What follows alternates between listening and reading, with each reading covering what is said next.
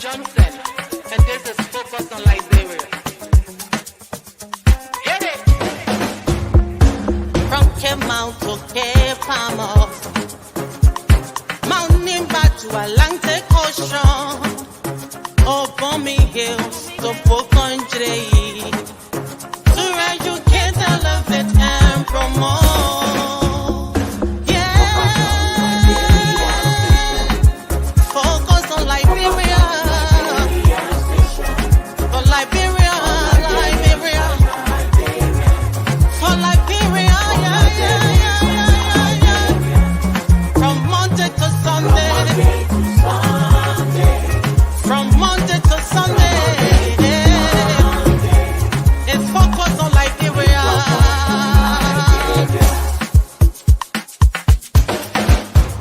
Talk about home affairs,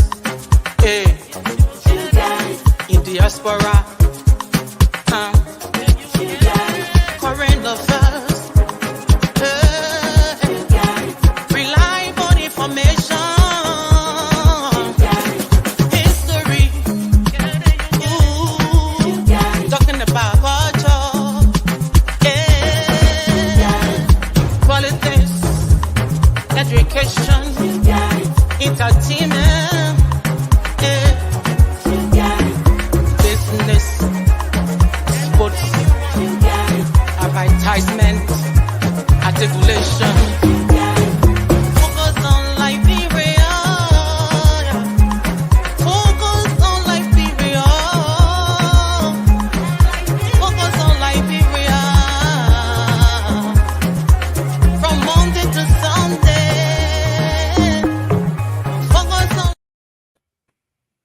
Hello, ladies and gentlemen, and welcome to this exciting edition of Focus on Liberia.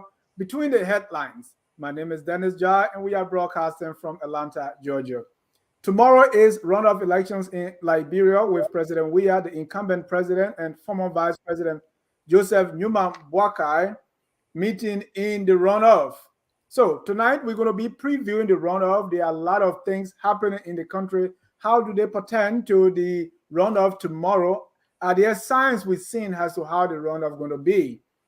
Some are even predicting that there may be no elections because of all the things that are happening right now. So we're going to look at the elections. We're going to look at what is going on currently, who's going to win, who's going to lose, what is strategy in place, the preparedness of NEG, the poll watchers, and everything in between.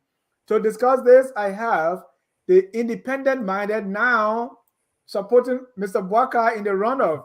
That's the host of G's Talk, Glendy Junius. Glendy, welcome. Thank you, Dennis. Hello, everybody. Let me welcome FOL Governance Advisor, Mr. Ahmed Sirleaf. Mr. Sirleaf, welcome to the show. Thank you, Dennis. Excited, looking forward to it. Let's do it. Thank you. Let me welcome for the first time on Focus on Liberia has a panel, Prof. Elijah Washington. He's an educator. He's making his debut on Focus on Liberia has a panelist. Mr. Washington, and I understand he's also a priest. Am I correct? Welcome, sir. Yes, I'm a Catholic priest. Yeah. Thanks for having me on the show. It's an honor and I feel privileged to share this platform with these intellectuals. I want to say greetings and salutations to your many viewers out there. And I also like to send a shout out to our election commissioners, our election officers, our poll workers, our security people, our police, our nurses, all the people out there. I just want to send a shout out to you. I want to say thank you for what you do for our country. Thank you for your service. Sometimes we kind of don't see what you do because sometimes we just kind of find all the faults, but I think you give all your time, and we want to say thank you for the services that you provide to our country. Thank you, Mr. Washington. And by the way, this is your first time on Focus on Liberia. I want to present to you this bottle of water and say welcome and feel at home. Thank you. Thank you. Let me also welcome a host on our business, finance, and economic show. That's FOL Marketplace, Mr. Gabriel M. Carter. Mr. Carter, welcome to the show. It's good to be here. Last and definitely not the least is the unrepentant, unabashed sedition, Mr. Jerome Gayman. He's the host of On Point right here on Focus on Liberia. Mr. Gayman, welcome to the show. Thank you very much for having me. Let me also welcome Mr. Jimmy Eastman. He's having some difficulty, but Jimmy is another analyst right here on Focus on Liberia. Well, we want to welcome all our viewers on the show. If around the globe, if you have not done so already, please share the show, invite someone, and be a part of it. This is by far best. We are the best in the business, and so listen to us. Well, tomorrow is runoff elections in Liberia, and so let me start by going around the room and see. Just being runoff, you can imagine that it's been long coming, right? We were waiting for October 10. Then it came and passed, and now is the runoff November 14. Mr. Carter, what's your feeling? Well, as someone on the neutral side, I would say I can't wait for it to be over. I think everybody cannot wait for this to be over. So people can get back to their normal activities and let the country, get back to normalcy. So I hope everybody goes out to vote tomorrow. But I just can't wait for that to be over. And as I always say, I don't think it's a good use of Liberian people time to just have this two runoff. So let's get it over with. Let everybody go back to their villages and their day-to-day activities. Thank you. Miss Glendy, how are you feeling? I mean, are you overwhelmed already and you can't wait for this to be over, or what is your feeling going to the runoff tomorrow?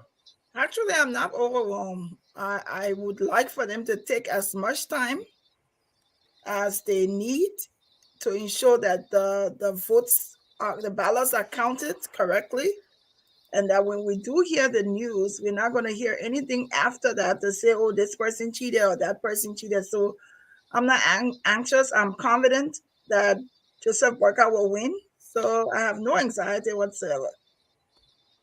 Mr. Sirleaf, this whole runoff it looks like it's by design, right? Because if you have 20 candidates, you don't expect anyone to be above 51%.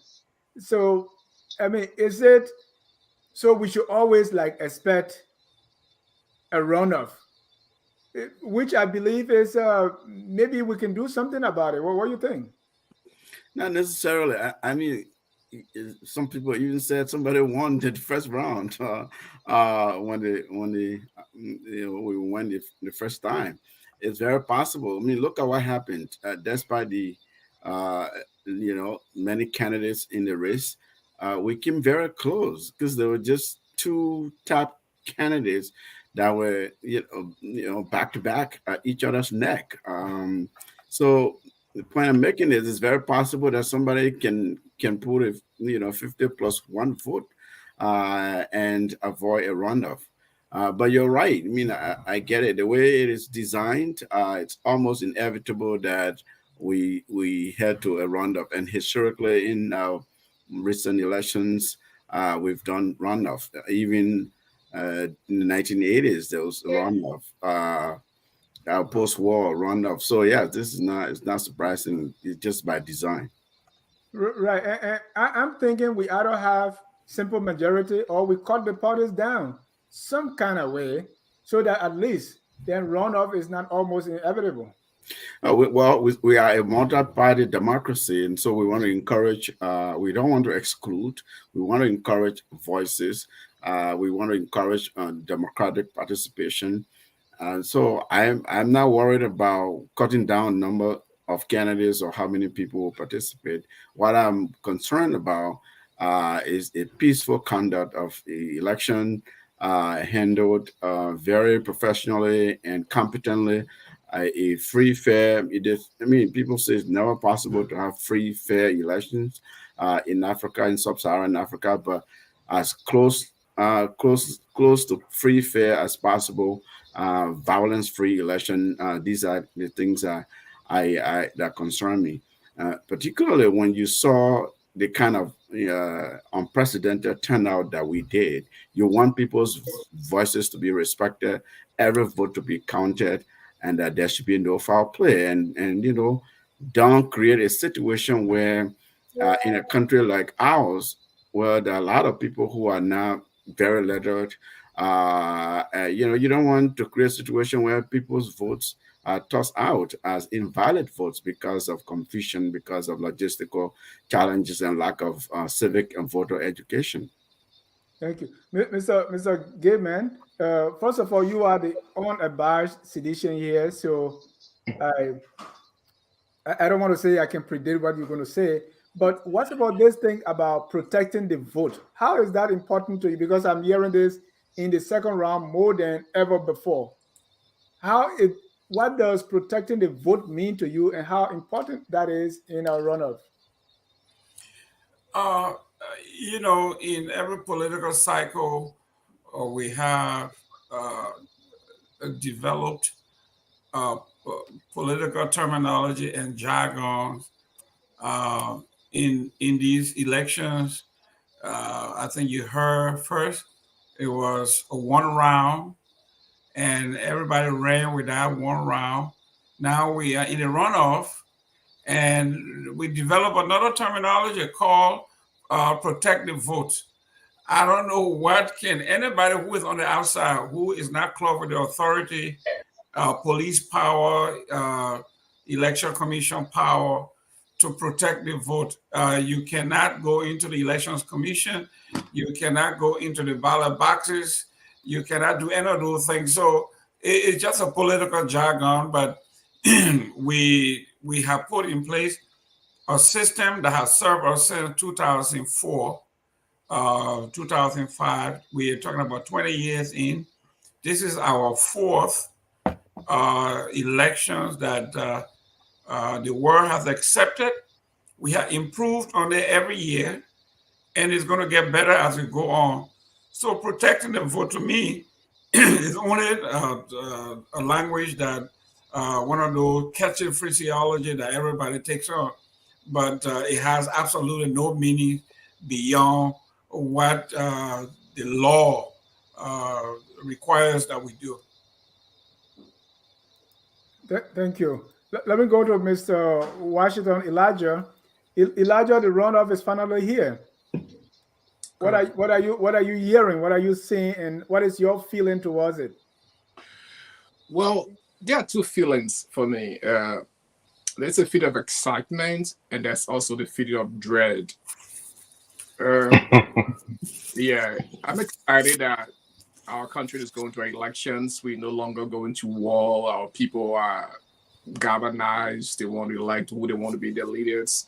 And that should be exciting. I mean, that's a sign that we're making progress in our political space. However, based on what I hear and based on what I see that people are apprehensive, people are anxious, people are jittering, people think they have their votes in their favor, and somebody wants to steal their vote. So there's this anxiety that people want to protect the votes, and sometimes people go to the extent of saying things that are not truthful and just kind of spread lies around. Oh, we saw this, we saw that, we saw this. It's just because people are jittering. They are just afraid that somebody was going to do something, or they just feel that my party is going to win. If my party doesn't win, then we were cheated. And I think that's the sad part of everything that's going on in our country. That's why people need a lot of education, because with this kind of understanding that, hey, we have the votes on our side, if we don't win, something happen. It should be something that for me, I think it's a scary situation, and I think people need to be like, hey, be calm. If you have the votes, you have the votes. When the people are going to vote for you, they will vote for you. If you win, you win. If you don't win, accept whatever is the result.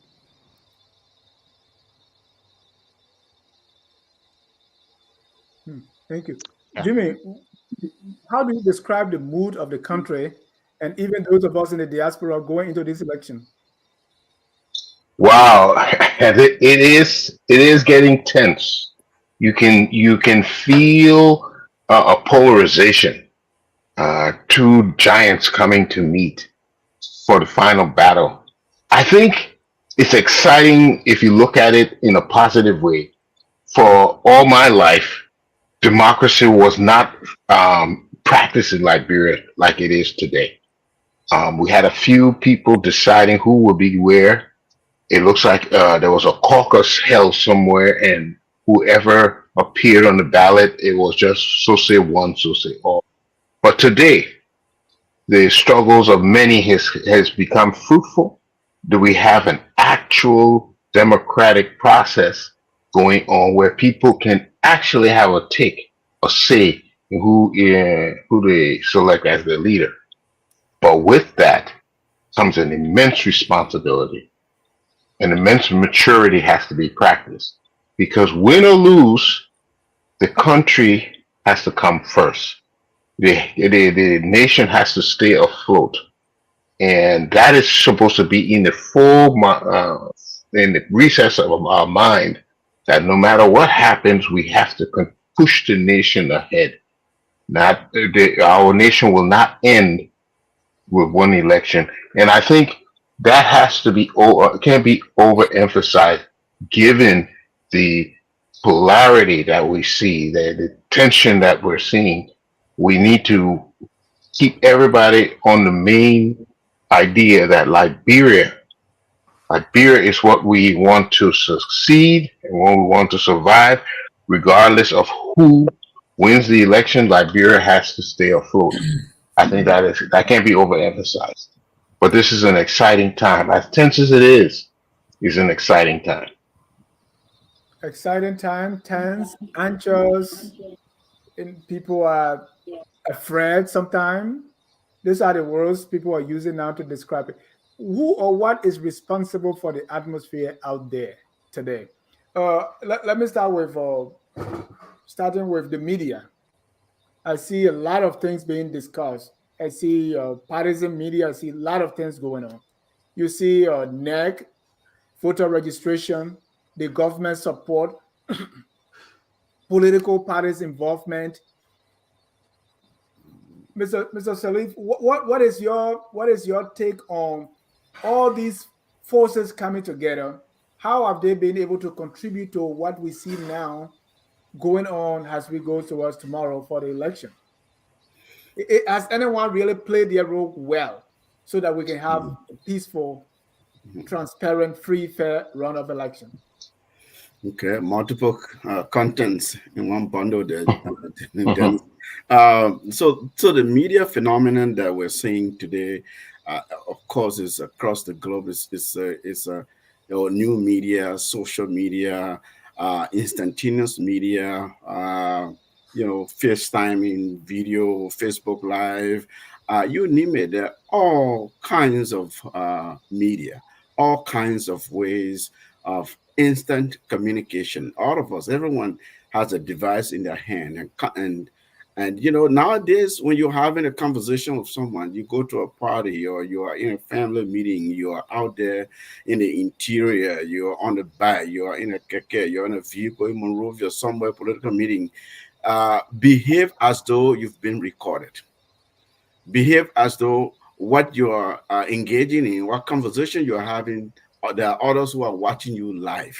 Even if you're not seeing someone doing that, people record you, people are reporting. So as a result of that kind of almost omnipresent nature of the media landscape that we have in our specific context, you have a lot of untrained media people, quote unquote media people, untrained journalists, people who profess to be journalists, because journalism is a noble profession where people undergo years and years of training and engage in practice and experience, right? So you have print media, you have mass media, you have mass communication, you have telecommunication, you have radio, and different kinds of broadcast communication happening. So you take all of this together and take a campaign reporting.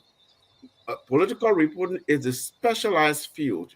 I've seen in my career European Union, other international bodies training reporters how to do election reporting. Okay, so they're talking about how do you provide the right information, avoid disinformation, avoid misinformation, avoid just inflaming a situation or because you've provided something that is inaccurate. You provided something that is deceptive in a very emotionally charged and politically tense environment. So yeah, to your question, what is is it significant or what's happening? Is it responsible for?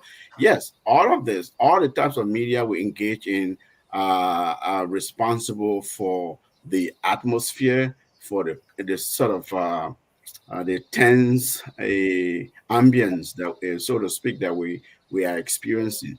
So I think we've actually done well in this context that I've described, because people get killed. People have been killed in our country. People have died during this electoral cycle. People have died. We pray it doesn't happen tomorrow. There should be no post-election violence or anything of the kind. But media is very consequential. Reporters, people who profess to be analysts, to be experts in their fields, to be journalists, those who engage in media making and broadcast and information dissemination about an important event as our election, are all responsible for what happens, how things turn out, and for the good information we receive. How are the campaigns happening? How did the campaign happen? Doing tomorrow, doing polls when the elections are happening at these various precincts. We depend on reporters who sacrifice, who risk their lives, who travel all across the country to bring us real-time live events. So it's a double-edged sword of sort. Thank you. Let's stay with that media a bit, because I have some examples here to show. Let me go to Glendy here. Staying with media, and even because nowadays anyone with a cell phone operates a TV station. So I'll give you some examples. Pretty much. Former Deputy Minister Eugene Fagon posted on his Facebook page, the people of Glendy are angry over the deaths of Alfred Donner of NEC and Representative Earl Madison Guyon, representative-elect. They are blaming the CDC, and they are very right. CDC is a cult. So he announced that the representative-elect, Madison Guyon, is dead. Madison Guyon, from his paper, posted this, said, rumors regarding the health of Honorable Madison Guyon, Glendy County Electoral District Representative. And say, it has come to my attention. We categorically refute these baseless rumors and wish to clarify unequivocally that Honorable Guyon is very much alive. That's in the media. Then today, and we're going to deal with some of these incidents one at a time, like the one happened in Lofa. And so the presidential aide, Sekou Galasco Demaro, posted, the Unity Party UP folks, under the instruction of Joseph Boakai, almost killed my little brother, Yaya, today, but thanks to the intervention of the citizens of Foya, our tolerance should never be misinterpreted. So Unity Party honor the instruction of Joseph Newman Boakai. Glendy, when you're reading these things, and sometimes the people they are coming from, I'll give you an example, Eugene Fagon is former deputy minister. He's still in the media and he's talking, and a lot of people are listening to him. We have Representative Sekou Galasco saying that, hey, the people who brutalized this person, they got the instruction from Joseph Newman Boakai. What's your response to these reporters and also big people in our society saying these things? So one of the things is kind of difficult you can't just follow every story. Sometimes it's easier to say, oh, I'm going to accept this one. This may be true, but we have to be careful as to how we spread. There have been some things too, who I myself too may have shared that I didn't check on the validity of this story. But it's going to be difficult for a country like Liberia, like you already said, the premise you gave, everyone has a cell phone. So some people don't even wait to see if the story is validated or the story is true, and they run with it. Someone like Sekou Galasco, he has an audience. He has a CDC audience. So he's able to say, if he says that and the CDC people respect him, they're going to believe what he's saying, whether it's true or not. Let me just add Joseph Boakai name to this story, and the story is going to fly. And Eugene Fagon, he worked in the government before. He's now on the UP side. If he's saying there are people who are following them. I think each individual has a responsibility to the story they've shared. I also want to say that it's not only the media we can blame. I can blame myself.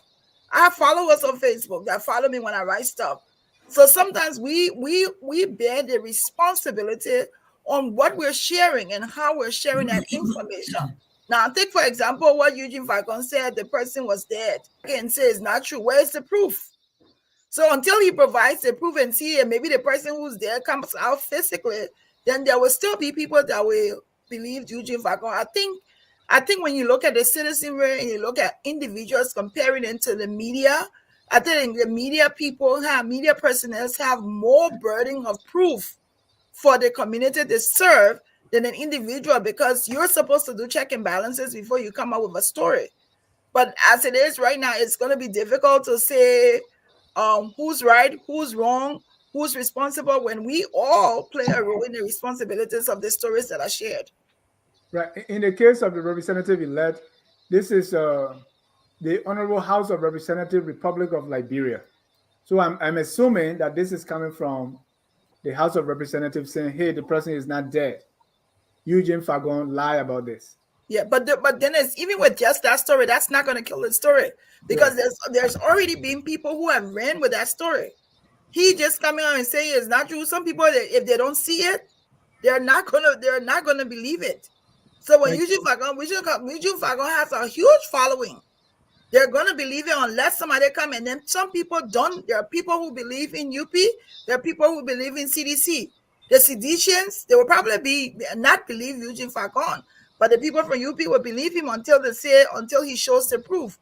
In it all, I think we all bear the responsibility, but I think the higher burden is reliant on the journalists and newspaper agents to ensure that the stories that they are serving to the public is true.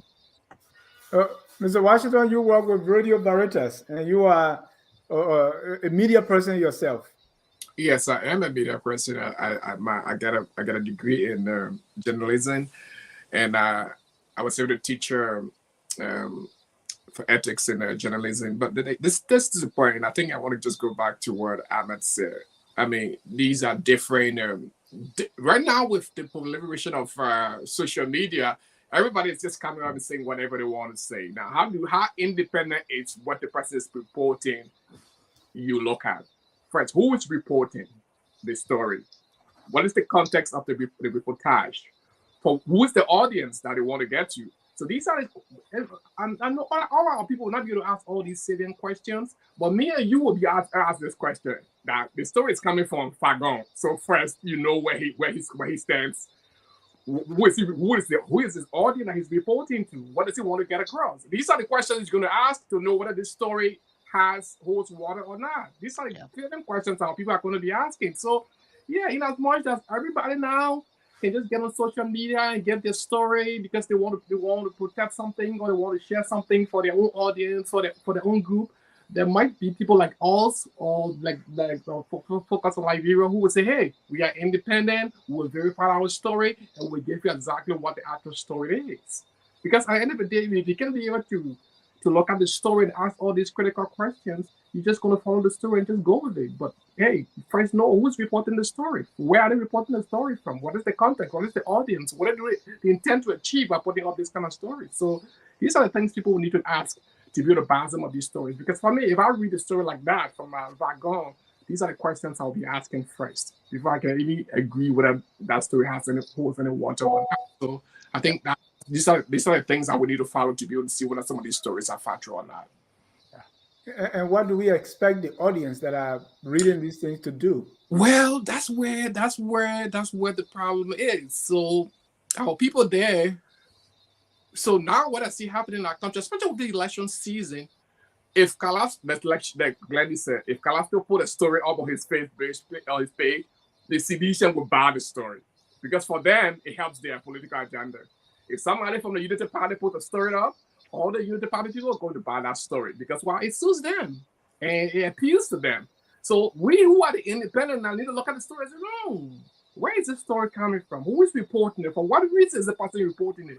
And that's where we need to start telling people, hey, yeah, I mean, you heard this story. You're telling me this. Like somebody, what was that? I think it was today. Somebody said to me, just in the phone that, hey, I heard that even the election commissioner, this is not something that's supposed to be saying, but something the election commissioner has some link to, and Judge Weah in the past might be his girlfriend. I'm like, take a minute now. Where is this story coming from?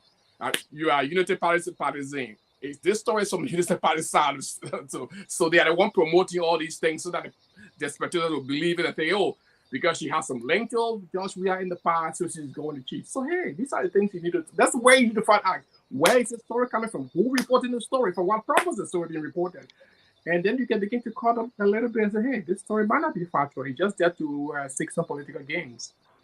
Mr. Gayman, what impact do you think information like this can have on the runoff tomorrow? Well, like we say here at times, at this point, whatever impact it had or it should have had, it have had already. People's minds are made up. People know who. I mean, when you look at the difference between Joseph Boakai, Honorable Boakai, and the president, it tells you that the margin of error is so thin that almost everybody's mind was made up. Okay, when you talk about 44.4, 44.8%, that's the whole nation. You talk about almost 90% of the folks. So the people's minds have been made up. I think even Mr. Costa himself, he said it. He says, all that we have done over the past 3 years to demonize, propagandize, and do all of it, this man is still standing here. So this is the impact that and he said too, he says, as much as I wanted to be selected as vice president, I think as mad as I am with Joseph Boakai, if Joseph Boakai had picked anybody other than Cone, with Nima not being in his corner, this thing would have been a landslide and a one-round victory for CDC. So he understood the impact of this. But however, the impact has a ceiling. Okay, when you reach that ceiling, you can bank all you want. I mean, you are a capacity, 100%. There's nothing else you can do. Right. So at this point, it boils down to the ground game. Who can get their foot to the poor more? So you think this can cause some level of violence? If people are saying, for instance, the people who beat my brother, they were instructed by Joseph Boakai to do so. Do you think things like that can cause people to already pick up stones when they see Joseph Boakai? Well, the good thing is that he points to Joseph Boakai, which is good, because Joseph Boakai is absolutely insulated. It's almost impossible to get a Joseph Boakai. Have he said, Dennis Giles instructed these people, but now people will be in Maryland County to your village looking for your cousin, your nephew, because they are accessible. Joseph Boakai is not. George Weah is not. You can say all you want. The getting to these people is impossible.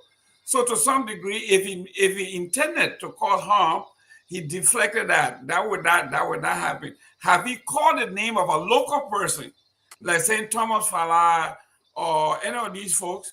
Yes, these people are accessible. They are in our neighborhood. We can reach them. But when you say Joseph Boakai, how many people have actually seen Joseph Boakai physically? Even me, as much as I was close to Ellen, I met with her several times. I have never met Joseph Boakai in my life. So is George Weah. I have never met George Weah in my life. So if I have not met George Weah, and most people have not, the average person to see Joseph Boakai in person and to see George Weah in person is almost impossible. So the rhetoric from Kalasco, to me, it falls flat. It has no impact on anything. And I think it is just what it is. Wow. Mr. Carter, you want to say something or what, Elijah? Yeah, I am kind of a little bit baffled by what Mr. Gayman just said, but I will, I think I said this before doing the runoff. I mean, doing the first round when, the various representative were coming out and claiming victory, even though the votes have not been counted yet. We, as I always like to say, we have a young democracy, a rebirth of a democracy, and we have to be careful, right? It's a breathing, living process that we're trying to perfect here, right? And we have to be careful how we do things. Meaning, yes, I understand Kalasco was that was election tactics, but there's an extent to which you can go to do that, right? You cannot just go cast blame on someone without any evidence. You know. Now, it happened on the CDC side. I think it happened on the Unity Party side as well. For me, I think in as much that the onus is upon these actors, the Eugene Fagon, the Kalasco, this is where I think the law need to step in.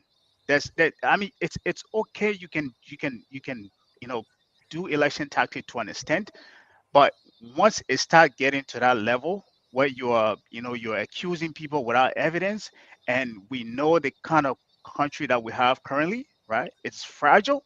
It is not a country of tolerance. Then the law needs to comes in to protect. Yes, you have freedom of speech, but there's a limit to which you can go, right? And I say this because we want to build a country that is tolerant, but we also want to build one where we have freedom of speech. And if you see people going above that, there got to be a little bit of control. Now, there's nobody in the media that can control these individuals, what they put out, what they can put out. And I think at that limit, that's where the law needs to come in. I don't understand how that process is going to be, but we have to build a democracy that we want, and we have to perfect it. It's a perfecting process, and we have to be careful how we do this, how we build it. So to just come out and accuse someone, especially someone of that caliber, Kalasco, I think he's the aide to the president, right? We hold him to a high extent. The same aspect goes to the Eugene guy, right? We hold him to a high extent, right? These are people that are supposed to be setting the example for other journalists, people in authority that are coming up. They need to be looking at, right? And if these guys are setting this kind of example, we need to be proceeding with caution here. We need to be calling them out and cautioning them for how they behave in public. And if nobody can do that, I think that's where the law needs to come in and take charge to an extent. Yeah, and Can this is I? why I don't agree with what Gayman said, that a fall flight, a fall flight. No, you can't Yeah. just say a fall flight. let- That's the former vice president. I will say this, and I will end. You and I can be political opponent, right? You can be my opponent. Just ideologically, we have differences. But once you start going on the personal side of things, you have to tread carefully. And as I said, if you're in a position of authority, you have to be very careful what you do, whether you like it or not. There are people looking up to you, and they see what you do, and they're going to pick up those things, and they especially for the country that we have. So I will leave it on that. Thank Yeah. you. And I'd just like to contribute to this, and I would like to disagree with Mr. Gayman on this one, because what is his name, George Weir, Joseph Parker. These people are, like, I think your point was that no one have access to these people, and so it's not quote unquote hurtful. But these people are the embodiment of their party. If you insult George Weah, these people will come after you. If you insult Joseph Parker, the Unity Party people are going to come after you. These are the embodiment of their party. So they're not just individuals who are just sitting there that you can just insult and just say things about them, or because you're not going to have access to them tomorrow. No, but their parties will come after you. Yeah. You're desecrating our leader, and we're going to come after you. So I think, like he says, people need to own up to their statements. And I'm not saying that the security, the law should come after them. But if from some reason a black guy wants to go and say, "Hey, Kalasco, I'm going to take you to court. I want you to be able to prove and get evidence," Exactly, right. you should have the right to do that. Yep. You can just come and just stand uh, up to somebody and just say because he's a political leader, he's not going to come after me. But hey, his supporters are there. That's be helpful to them, and they might come after whoever. And they just come. Mr. Jack, can I push back on this because we have a plethora of examples here. I think for those who want to take people like Fagon or Kalasco to court, I think Ellen Johnson Sirleaf tried that, and the law was very clear. When she was accused by Tom Wowiyu in a letter about her beholding to the war and her activities in the war, the sponsorship, she decided to take Tom Wowiyu to court. And the blowback was so bad, she had to withdraw that. She is a public figure. You remember, even in these United States, during the past election, things that Trump, avowed as he is, wanted to say the thing that he couldn't say, but he had his surrogates. You heard some folks going on the national team and saying, lock her up, lock her up, lock her up. All of these things are things that people say and do. These are public figures. You can say whatever you want to say. Their likenesses can be used.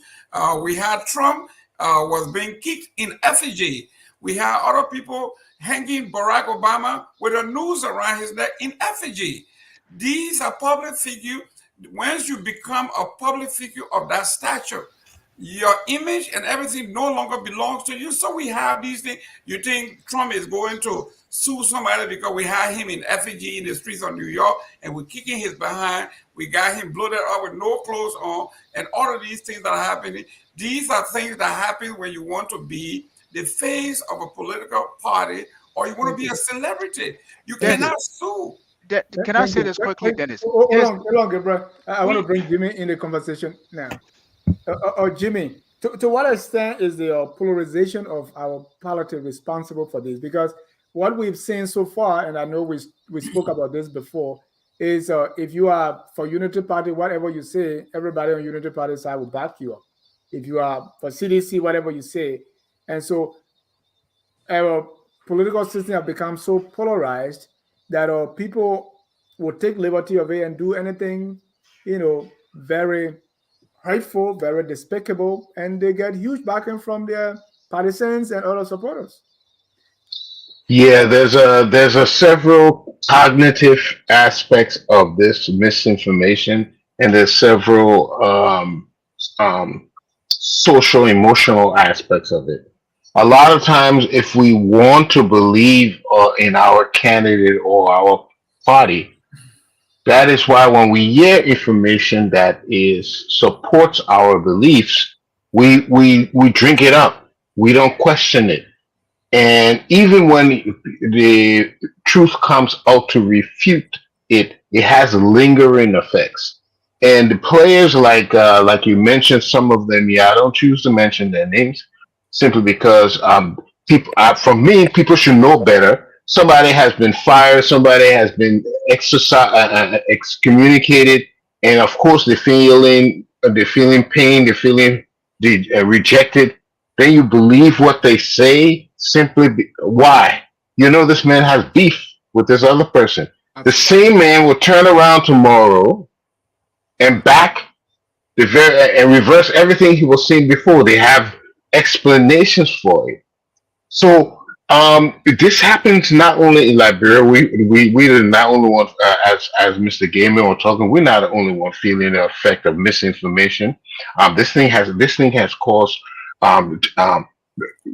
genocide. It has caused people to hate other people. It has caused also the other day in the Clinton and Trump election. A man walked in a bar with a shotgun because I thought he saw on the internet that this place was a kiddie porn ring, and he believed it, and it was not true whatsoever. So what do we do to rein this in? It's going to be difficult because anybody can pick up a phone, but what we'll have to do in the end is develop a mechanism to sort these things out. And if and you mentioned Fangon. Fangon used to be the very same one who used to plead to the president before that they don't have enough funds to counteract all this negative publicity they get, to counteract all these falsehoods. He was saying we need a bigger budget. So he knows of the inability and the lacking, and he's just taking advantage today. So even if you counteract it, there's some negative effects. But and I think we're just seeing the tip of the iceberg. There's more going to go on. And this has happened before. If you remember Nazism with Hitler, Hitler will spread with false information. That's what they will do. That's how they won the German people over. So this is not a new phenomenon. But how can we, How do we respond to it now that it's rampant all around because we have all these sources of information? How do we protect ourselves against it? That is what we have to figure out. And the large part of people say there has to be a credible institution that you can go to that say these people don't lie. These people usually fact checkers. If we can establish that, then maybe we can begin to check some of these stories we hear against these kind of fact checking organizations. That the thing will help us out. Dennis, can I say this real quick? Uh, I understand what you guys are saying here, but and this is to Gayman. Mr. Gayman, I understand we want to compare ourselves to the United States, that these things happen here. The difference between ourselves and the United States is that they have tolerance here. We are a divisive country. I Yes. don't know if you're aware of that. We're a divisive country. We're a rebirth of a young democracy, if you want to call it that. You've seen the wars that we've had. Every war that we've had is some kind of division, tribal, or this. So we don't have tolerance. It's the good thing about these countries that we mentioned, whether it's Germany or the United States, is that they have gone ahead of us. We can see where the mistake that they've made with this information, and we can learn from that.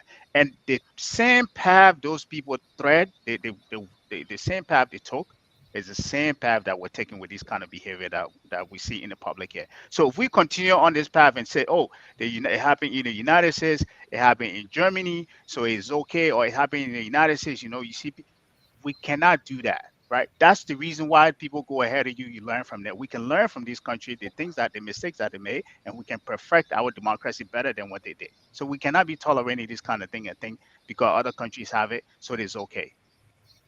Thank you.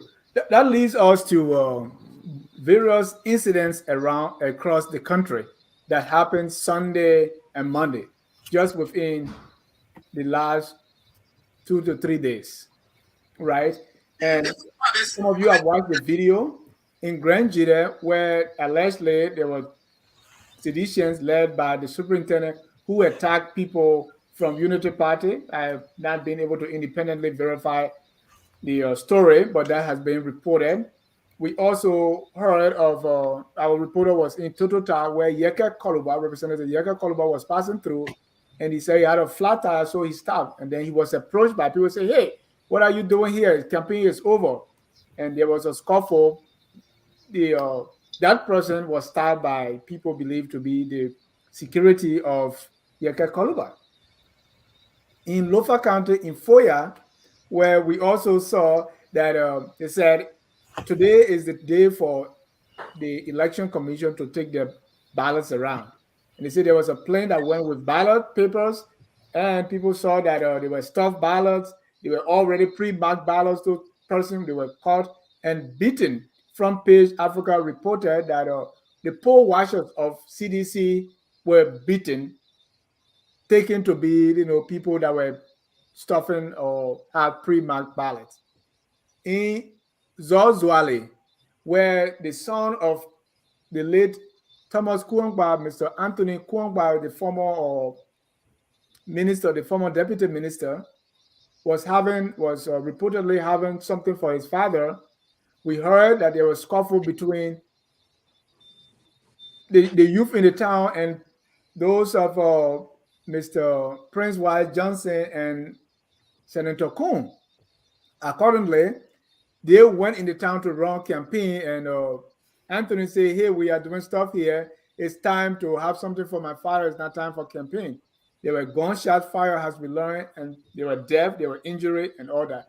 Today, again, in the same Nimba, in the place called, I think, Biakli, there was also CDC poll watchers who were receiving their money, and they were largely attacked by people loyal or partisan or supporters of the Unity Party.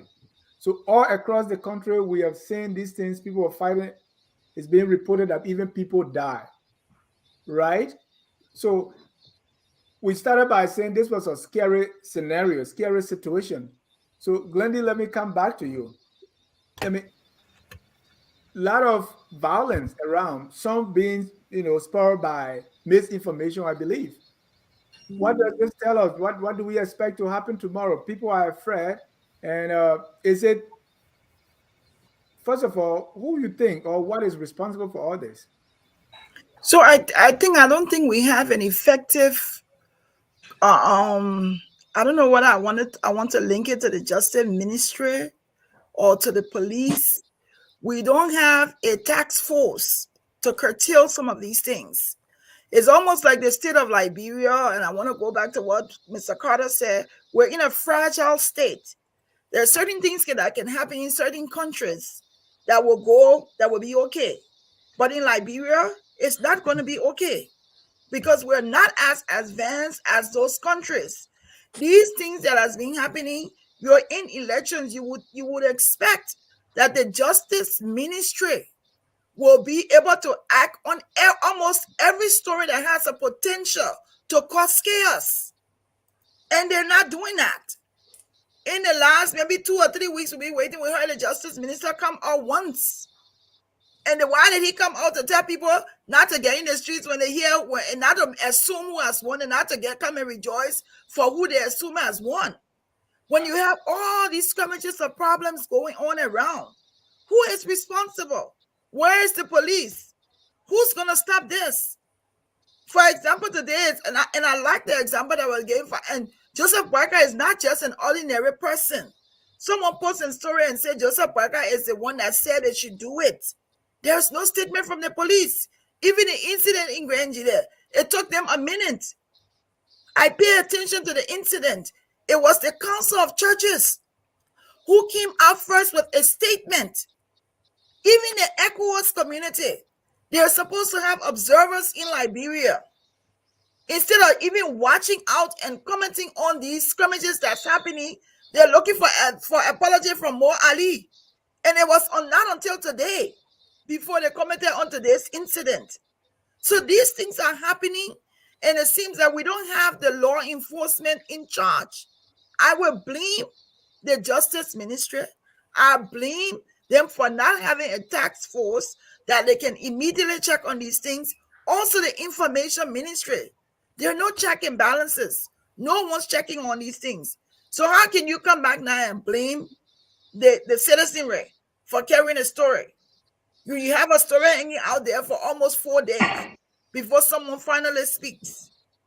Yeah, but Glendy, in their not to cut you off, but in their defense, they don't have the budget to manage all this.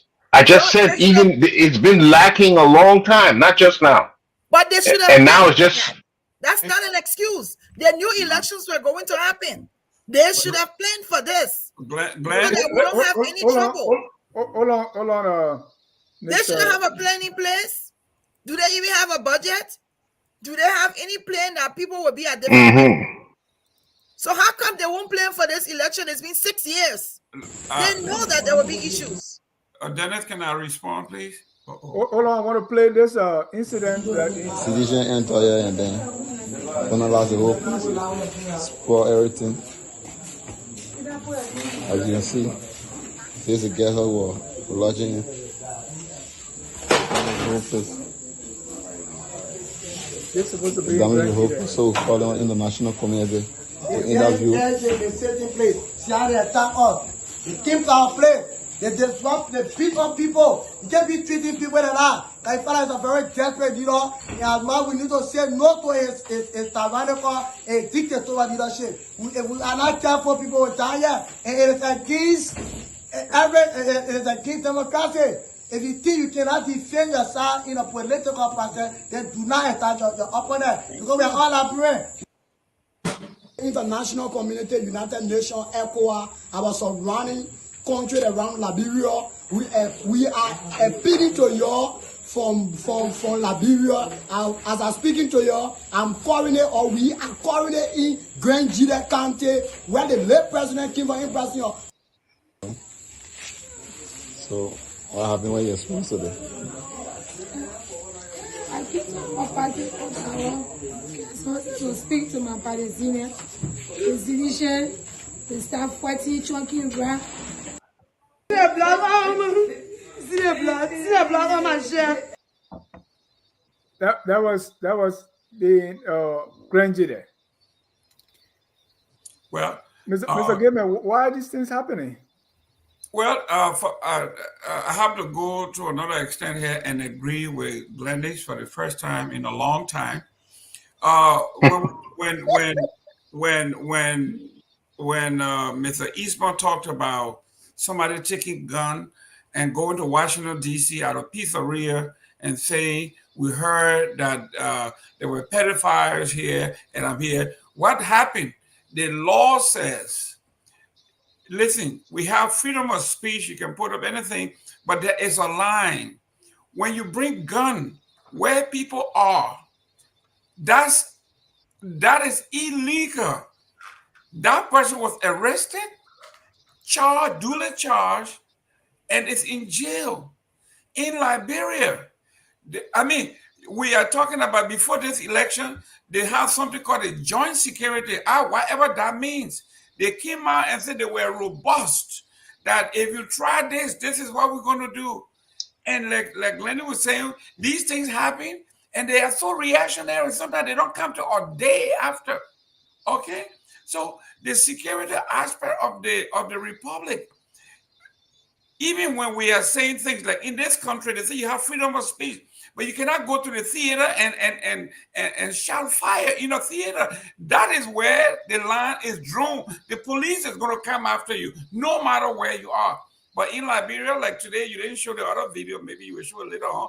In Foya, the former representative went to the police station, not in anywhere, but went to the police station and met the police and the immigration people and told them, I'm going to kill somebody. And he says, it is not a threat, it's a fact. And nobody said anything. He wasn't arrested. Nothing happened. So Glendy is right.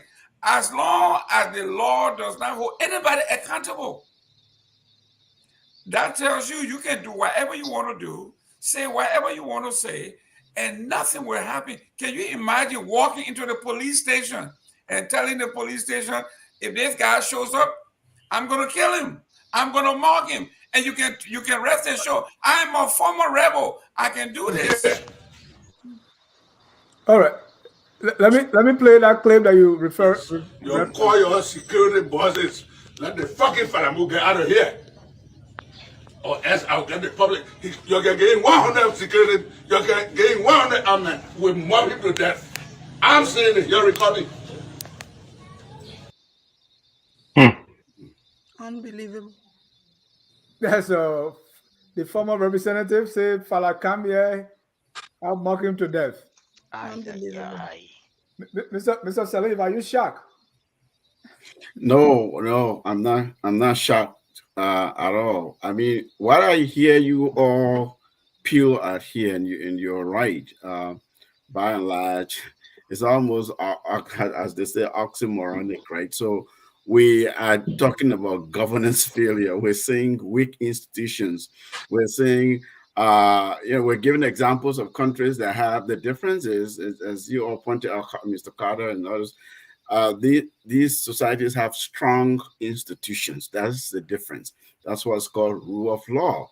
In other words, when you say you have security, electoral security, yes, you talk about physical security, joint security, but you're also talking about this discipline of this national discipline, this knowledge that there are things that are wrong, there are things that are illegal, that you can't cross certain lines. You cross these lines, there are consequences.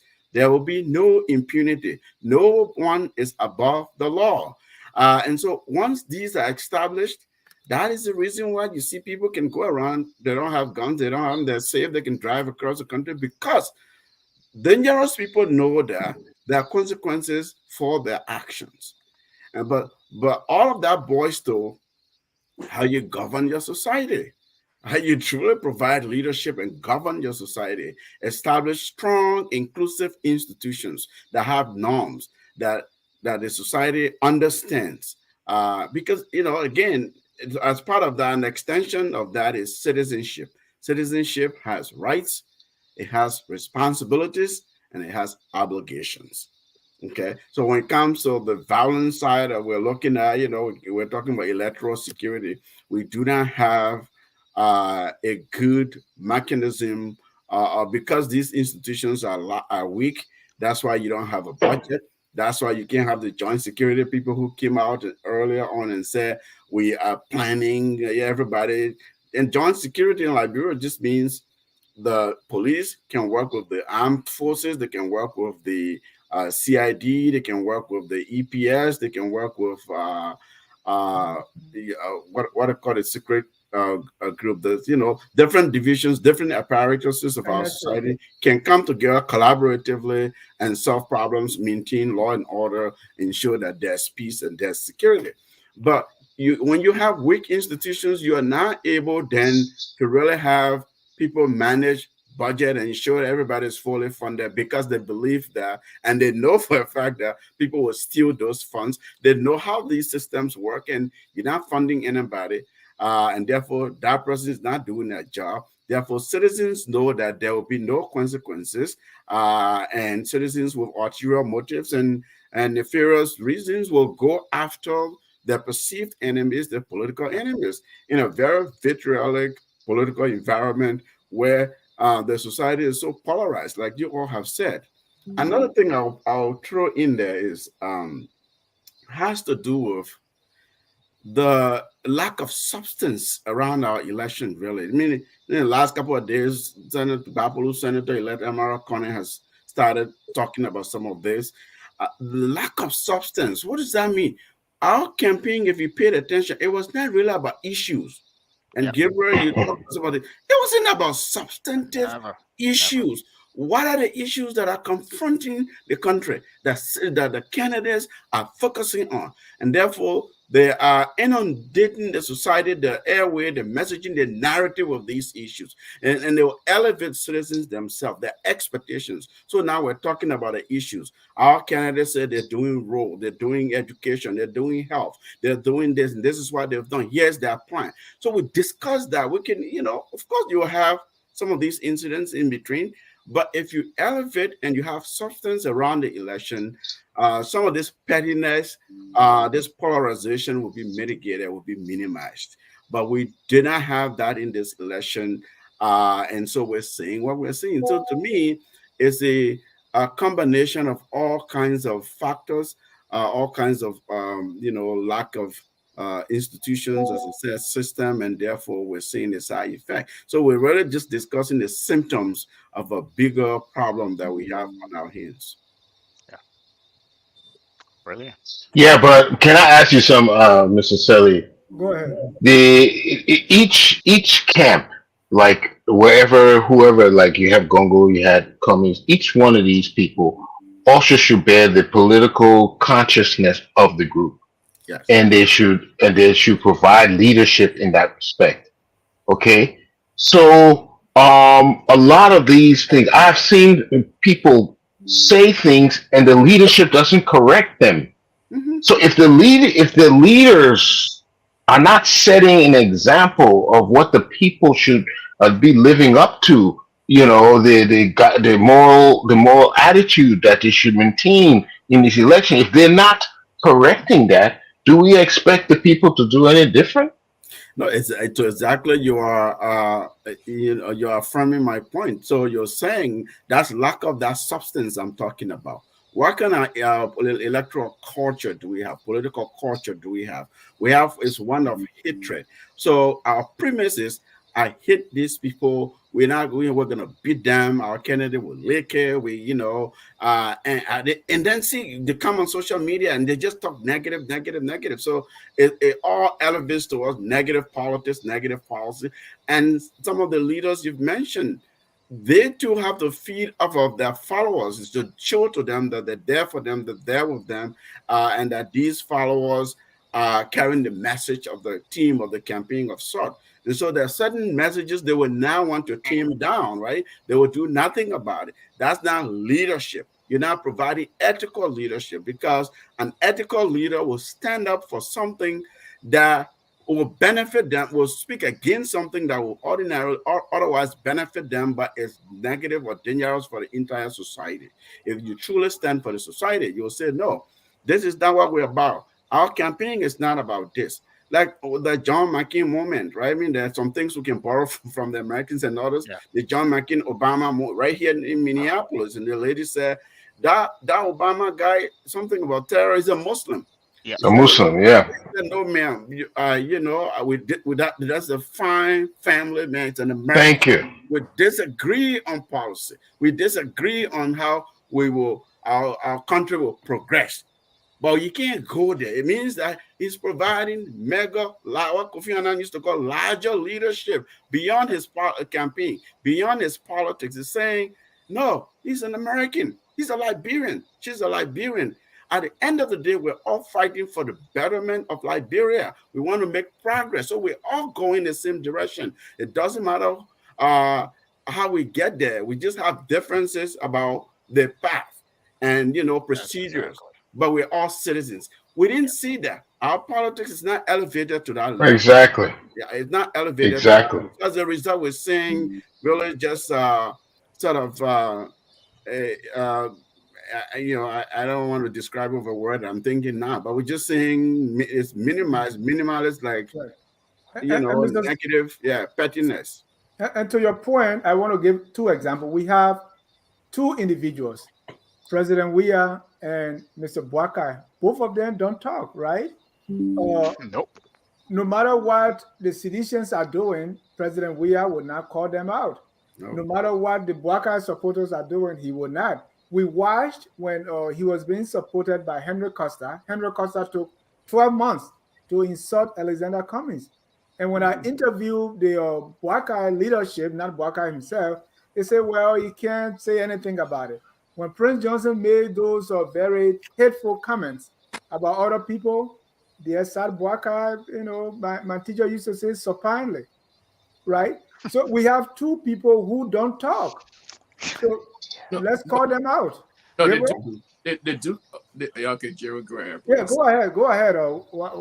I think they talk. They only talk when it's against them. If somebody in CDC comes out and says something against George Weah, the CDC people were talking. They would call themselves inside. Yeah, hey, right. this is going to disturb us. Please don't say this.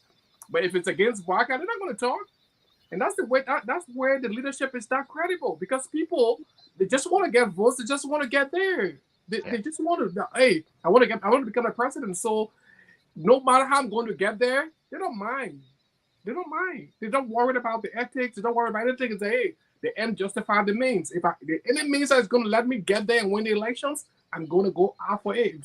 Even if the person who is supporting me is going to do something that is going to cause harm to our country, if I'm going to win, let him continue doing what he's going to do so that I can get elected. And that's the wrong leadership. And that's what they do. That's why they wouldn't talk. Yeah, and that's unacceptable, and it's sad for our country, because they want to win by all costs, and whatever is going to make them to win, they're not going to stop it. They're just going to follow and say, hey, let our supporters do it, because it's going to help our political gains. So Dennis, I wanted to look at it from another perspective. I want to look at it from the perspective: who is responsible to elevate this? Is it not NEC?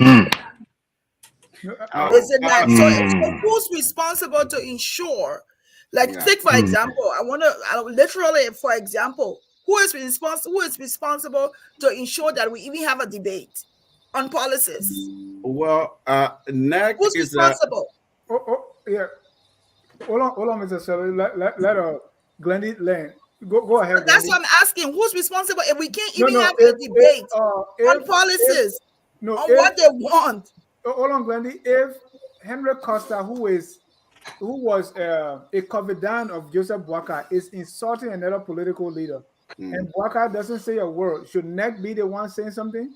No, not that. But when I'm also not necessarily NEC, but I'm also looking at the statement that Mr. Sirleaf made. Dennis, that's why I wanted to respond. Glendy is asking a different question before we get to NEC. Okay, I think in all fairness, I think Honorable Boakai should have spoken. Okay. I think even all those things, other political parties who were the things that were going on with Cummings, and people were saying this, I think somebody should have spoken and be able to redirect the focus of the crowd. Yes. But no one from the political party, from either of the political parties, neither Weah nor ANC nor UP or ALP, nobody was able to come up to say they're responsible. But what I'm asking now is, when we're looking at policies and procedure and to elevate the level of elections that we're having, so that we look at the right now, do you know what the agenda is for CDC? Do you know the platform of CDC? Not Who's really. responsible for elevate the elections? Can I? So you are asked. It's okay. So the debate example, which is, let's just take that small piece. That debate example is not in law. It's not a matter of law that we must have debate in our country. In other countries, it's enshrined in the electoral law. So you have to have an electoral management body that has a responsibility, statutory responsibility for a number of things. Ours is the National Elections Commission, because our law doesn't call for debate necessarily. And so candidates are not committed to that, because debate can also be a matter of strategy. I go to debate when I know it will be to my advantage, it will benefit my campaign. I do not go to debate when I know I'm leading. Look at Donald Trump, for instance. We keep coming to America, right? With the Republican nomination process, because he's leading in the poll. Debate does not benefit him. It doesn't go to debate. So some countries, the way they get around that, it becomes a civic question. The citizenship responsibility and rights and obligations that I talked about. They established some kind of national debate commission. It's funded, maybe the legislature, someone supposes it's funded by international partners or so on. And that debate commission then ensures that all the major parties agree to a number of debates, or the specific political party in the primary process, candidate selection process, they have their own internal rules. So that's not an election commission necessarily in our context that's responsible for the debate that didn't happen, or that certain candidates didn't participate in. However, when it comes to your larger question that I'm hearing you, where does the responsibility lie? Like, who is supposed to ensure that these candidates, we hold them accountable for when they're supposed to step up to provide that larger leadership, and if they don't do, and their failure then has consequences because it threatens national security, it threatens the peace, and so on, right? So that's kind of what I'm hearing. And that the election commission has a role in that, because they have a whole department that's responsible for political parties and how parties behave and things like that. They call them, they come in, they talk about how the campaign, which is why they have these schedules and calendars and deadlines. When do you campaign? When does campaign open? How you share your calendar to avoid scamming. So the election commission has a certain role to a certain degree, as long as, and so far as it's provided under the law. But if it's outside of the statutory mandate, they do not go there. They just let it flow. And that's sort of what we're seeing happening here. Thank you. Gabriel, now before we move on to what we expect in the list, let me play one final clip here on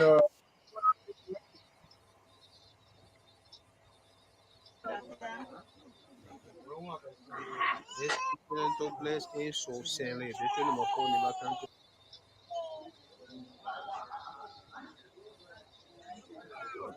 One of our boys jumped in a bush, and we don't know his whereabouts right now.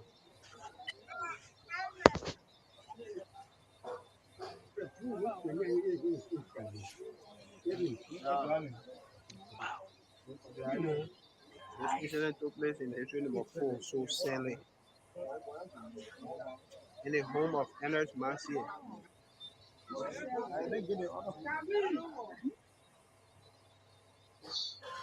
all right.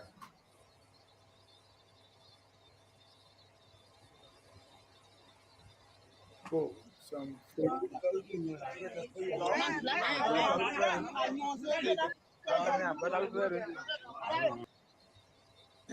All right. Accordingly, in that place in Nimba County, those were the poll watchers. They were supposed to be getting their money. They were attacked. Harrison Yeru, who is, I think, he's on the governance commission now, he was supposed to be dividing their money, and they were attacked by people believed to be loyal or supporters of Unity Party. So they said they chopped them off on their head everywhere. So, with all that we are seeing now, all the violence and fighting, misinformation, propaganda, negative propaganda that we've seen so far. What do we expect from? What do we expect tomorrow, Gabriel? Let me start with you. Um, that's a great question. I wish I had a magic wand to be able to predict what's going to happen tomorrow. I mean, as far as prediction, I hope we can do exactly what we did in the first runoff, which is to go out peacefully and vote. If you have the ability, um, as the first time we did, they show up. I would say exactly what I said in Gribble. We just go out there peacefully. If you're in line, stand in line, vote, cast your vote, and go home. You don't have to tell anybody who you're voting for. That's none of their business. Just vote and go home. You're not there to argue with anybody. You're not there to tell anybody your ideology for who you're voting for. But as far as what's going to happen to me, I just hope, there's a lot the country, whoever wins is going to have to deal with. The least we can do is to have that peaceful election and put that person in power and let him deal with what he has to do to move the country forward. But I hope we just have a peaceful election tomorrow. That's all I can hope for. Yeah. Jimmy, historically, our runoff elections, the turnout can be lower. Will this level of hostility drive it even further down? Well, they have historically said that when elections there's low turnout, it's usually favorable to the incumbent candidate. It's simply because people who want to see a change will effectively vote, so you will have larger turnout. But if a change is not desperately or desired, then you will not see as much of a turnout. But how tomorrow we only can pray. I think Gabriel touched on it. There's no control. I don't see enough control What does going prayer on. have to do with this? What I'm trying to say is I don't see enough control. The leadership that's supposed to control the people, they're supposed to tell the people, look, we're not going to this extent. But when you hear people making that they're ready to go to the nth level to do things, it reminds me of 1990 again, when people were just at each other's throat. This has to be put in context. It is an election, okay, and it has a process, and if the process is violated, we'll do. But to say you're ready to jump in the bush, and this thing has been re-echoed and echoed and echoed, and nobody is saying anything about it. It's been said again and again and again. That is not the course. It should not be an alternative for civilized people to say that if we can't get this right, then we will fight war. That is not an alternative. But it hasn't. It requires leadership, people to get up and say, no, this is not what we need to do. And that is what has been missing. When you say people should get up, who's the people? The leaders. Okay. The leaders, the leaders of the groups, they're supposed to tell their people, this is not what we need to do. I want to tell you, I saw people have all kinds of things about WIA. But when WIA then lost, when CDC lost, it was WIA who he stabilized his group. He told them that we were not going to disrupt anything. It is okay. And he kept the people, he kept the peace. That is the kind of things we need to see from all political leaders. Mr. Gayman. Yeah, go ahead.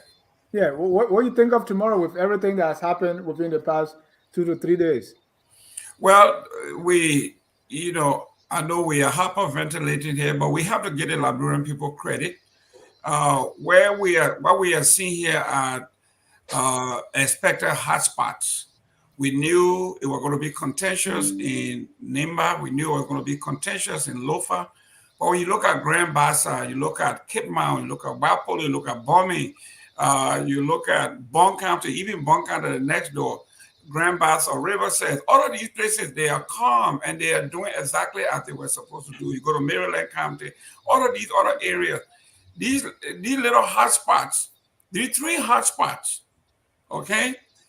Actually, we're actually pulling down all the goods that have happened in the country, okay?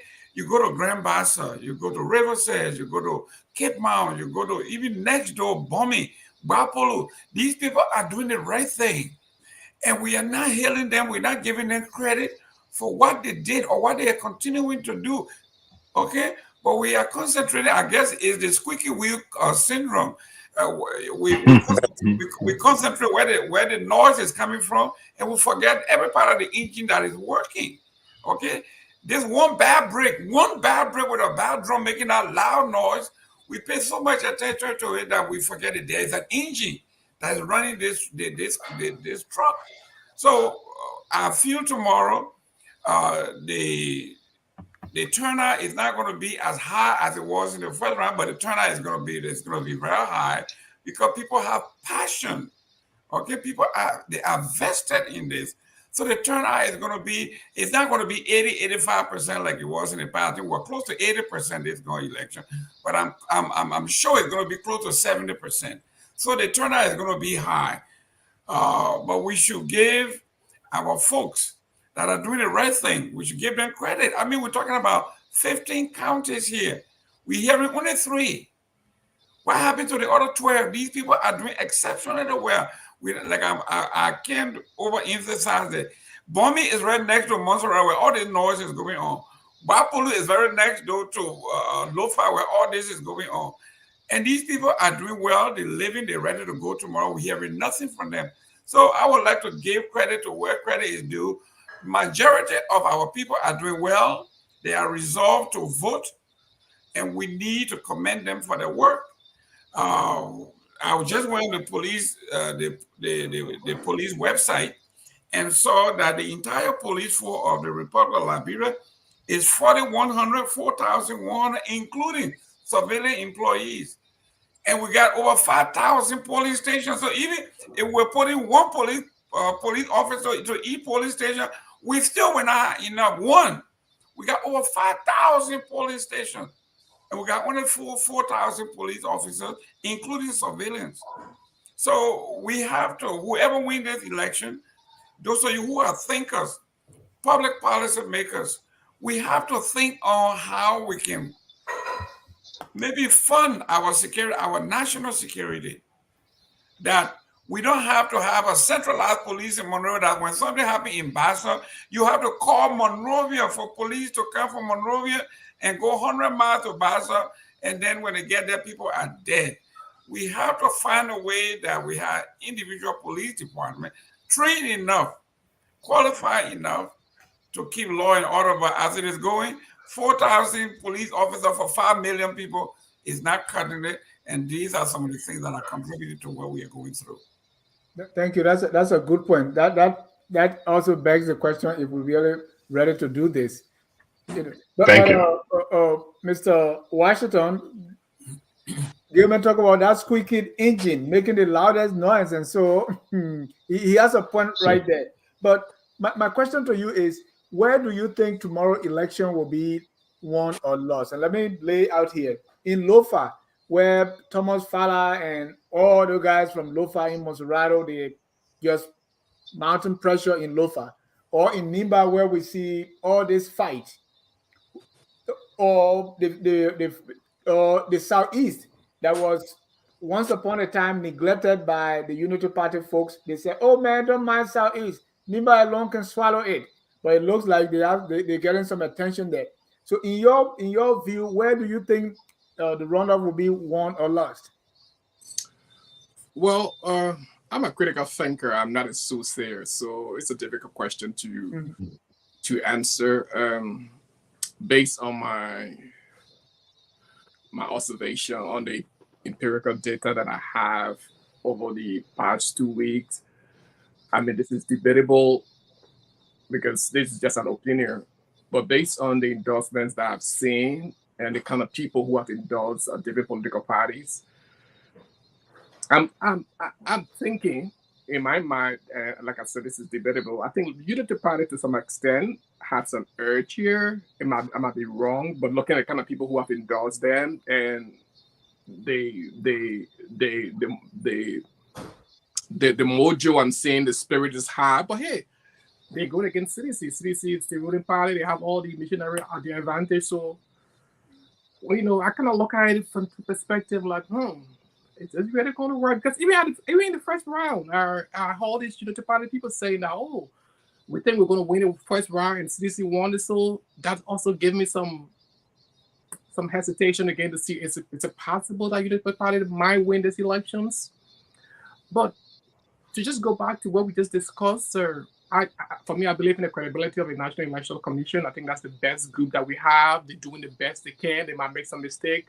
I just want us to believe in the process, support them, just listen to what is going on, tell our supporters if we're going to go out there to vote. If we vote peacefully and we have the votes, we will win the elections. But start giving this false impression that they want to cheat us, they want to do this and false alarm. If somebody sees somebody here, they call a group of people there. That is not going to help our political process. So tomorrow, what I want to see is just political parties, if they have to tell their supporters, go and vote. Go and vote. If you vote, if our people vote for us, we're going to win. And that's this mentality that somebody's going to cheat us. So instead of voting, they're looking out to find something. Now, we're seeing things happening yet. Things are happening yet. Because if we start going that way, that is going to cause problems for our country. Because right after the votes they start counting the votes, then the trouble will start. Tomorrow, we might not have any trouble, but as soon as they start to count the vote, then people start looking for reason why they think that they were cheating in certain areas.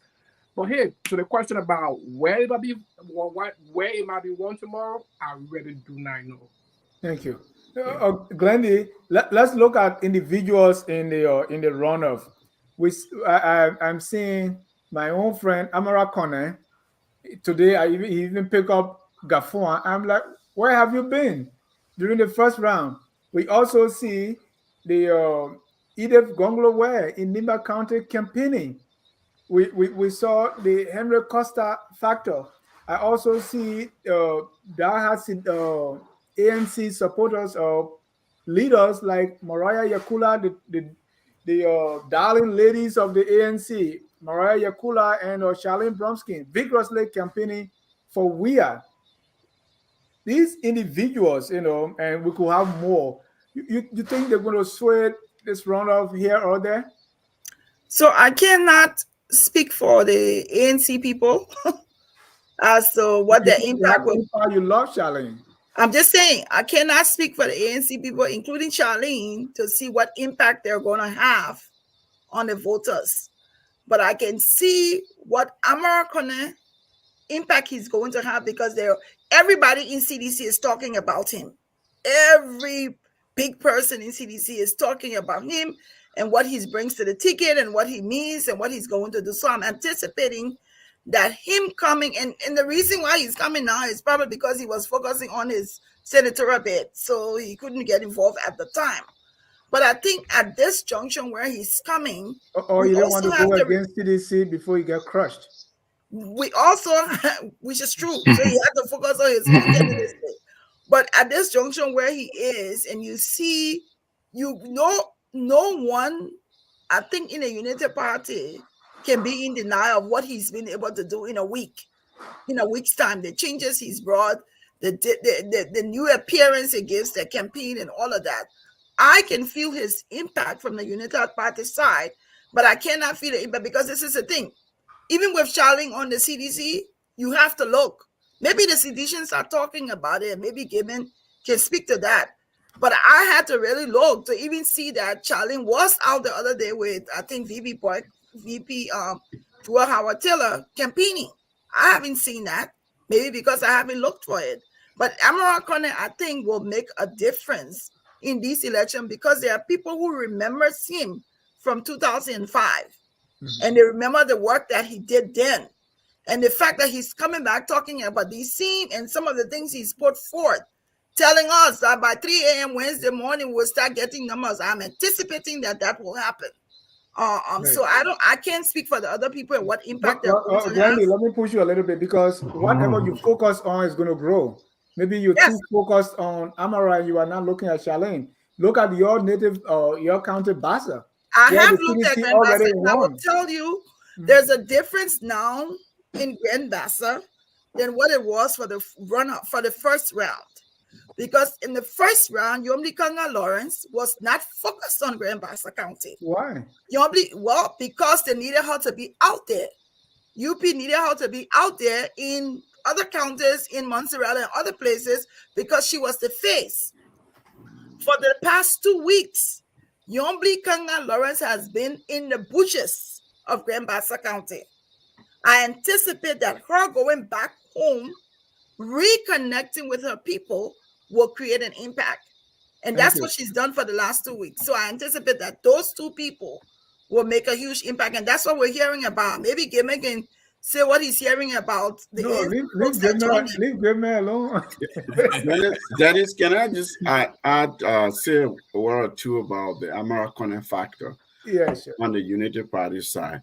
If you recall, this is why we have been asking for the whole time. We've come to Talking Thursday and try to analyze the campaigns and the candidates, what they're doing right, what they're doing wrong. What Amara is doing, that's kind of what I expected, well-funded campaigns and disciplined campaigns to be doing. You exude professionalism. You bring in expertise. You show the Election Commission, you show your opponent that we know what we're doing here. We know what we're doing. We know how to deploy our people. First of all, we understand here's our strategy. We have to protect that vote, means you deploy enough poll washers, because that's what the law provides for. You give them the facilities they need to transmit data to you as fast as possible. Then you build the infrastructure through which you can analyze and clean up that data and report it and throw something out there, so that if somebody wants to cheat, they already know that you have everything you need. It's not that DeLong factor where you have a blue plastic bag and say, here are all the towers. You're not really doing anything by that. So Amara has brought a number of sort of disciplined procedures and processes that has sent this sort of seismic signal and waves across within Unity Party and on the CDC side, throwing the CDC completely off their games. Whatever games they had, because Amara is saying, look, listen, it's made Vice President Barker so presidential just in a couple of days, right? And I'm not talking about what kind of suit you wear and all of that, but he shows them in a serious session to say, look, he met with his foreign policy people this morning. He's spoken to a number of heads of states in this region, in that region, in this region. That thing plays on the minds of people, serious people, citizens. Everybody said, no, this man is already acting. He's getting ready to govern. He's getting ready to lead. And they know what they're doing because they're so confident that they know they'll win. They have experts who can do the numbers, can, do the analysis and project numbers. And they also have connections. They have connections. They have, this man is ready to be the next leader. That's the kind of thing, all the campaigns we had said all along FOL, that's what we're looking for. You ask us, what are you seeing in the Cummings campaign? And we talk about in Cummings, people get angry. What are you seeing in the CDC side? We say, no, I mean, they may have resources. We resume, state public funds. And therefore they have the press of they themselves said, we are the ruling government, we are the ruling party. But it wasn't marred by discipline, action, professional, exuding professionalism. And so, but Mr. Sirleaf, before you end, right? Let me push back. Isn't that little too late? Because the runoff election is not about that, right? What do you mean it's not about that, Dennis? That image you are talking about should have been sold in the first round. And Amara was somewhere else. I agree. Amara was focused. He was running his campaign. Mr. Dennis. You can walk and chew gum at the same time. Dennis. Listen, Dennis. Ahmed Hold on, is from, Gayman. hold on, from my own Bapul County, is our senator-elect. He was focusing on running to get elected. We understand that. And yes, listen, Dennis. So, I'm from the western region. You're from Liberia. We'll leave it at There you go. Bomi County. That's my era. Grand Capeman claims me because I'm a grandson of Grand Capeman. So listen, Dennis, why you say why now? It's so critical and crucial. The things Amara is doing now. And I'm not just saying it because Amara is doing it. If CDC was doing this kind of discipline, organizing, issue, elevation, that's what I was talking about earlier. Substantive campaigning, elevate the conversation, elevate the narrative, move from personal attacks and all of these posting on Facebook, taunting one another. That is not policy.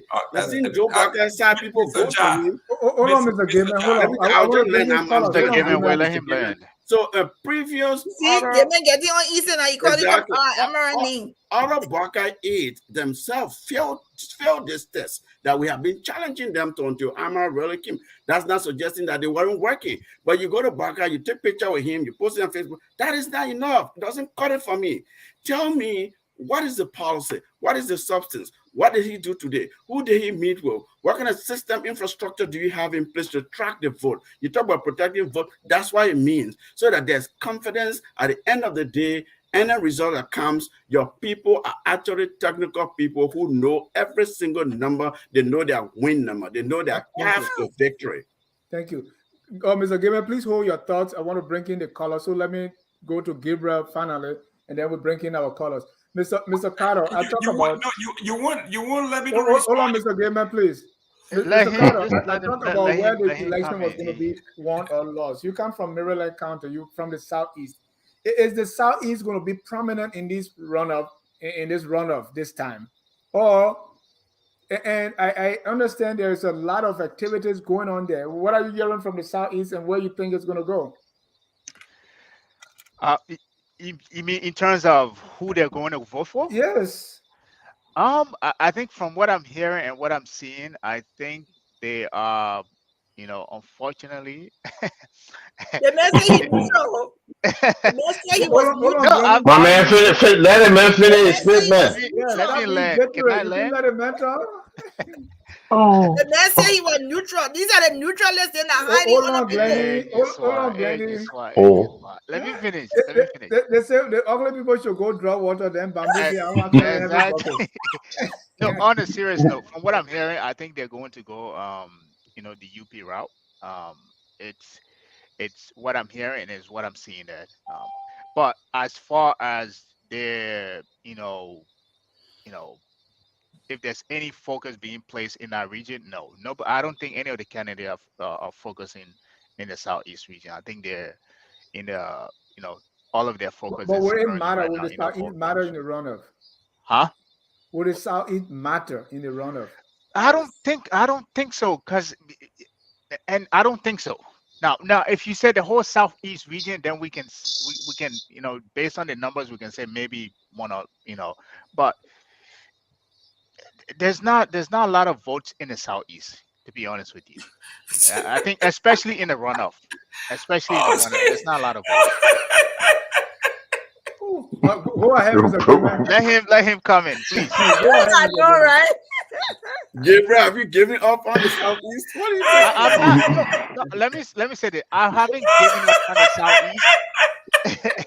But Mr. from Gabriel, a technical, please come on. I want to bring in my colors. From a strategy standpoint, nobody is focusing on that. That's just from basic strategy. You don't see any of the candidates there, right? No, none of them are there. Jeremiah Khan has been there. Yeah. Mr. Gayman. Mr. Gayman, you have 1 minute so I can bring in the colors. It is so pathetic when I listen to, I tell you what, it was coming that said, the definition of insanity is doing the same thing over and over and expect different results. Yeah. The people have said the Southeast was insignificant, and they just learned their lesson, or I thought they did. For Carter to say the Southeast is insignificant, the number doesn't matter, it says something. But let me go to the Amara Corner thing. Amara Corner became senator of Lofa County by default. His main opposition, Bapolo, the incumbent senator died in the 2 months before elections.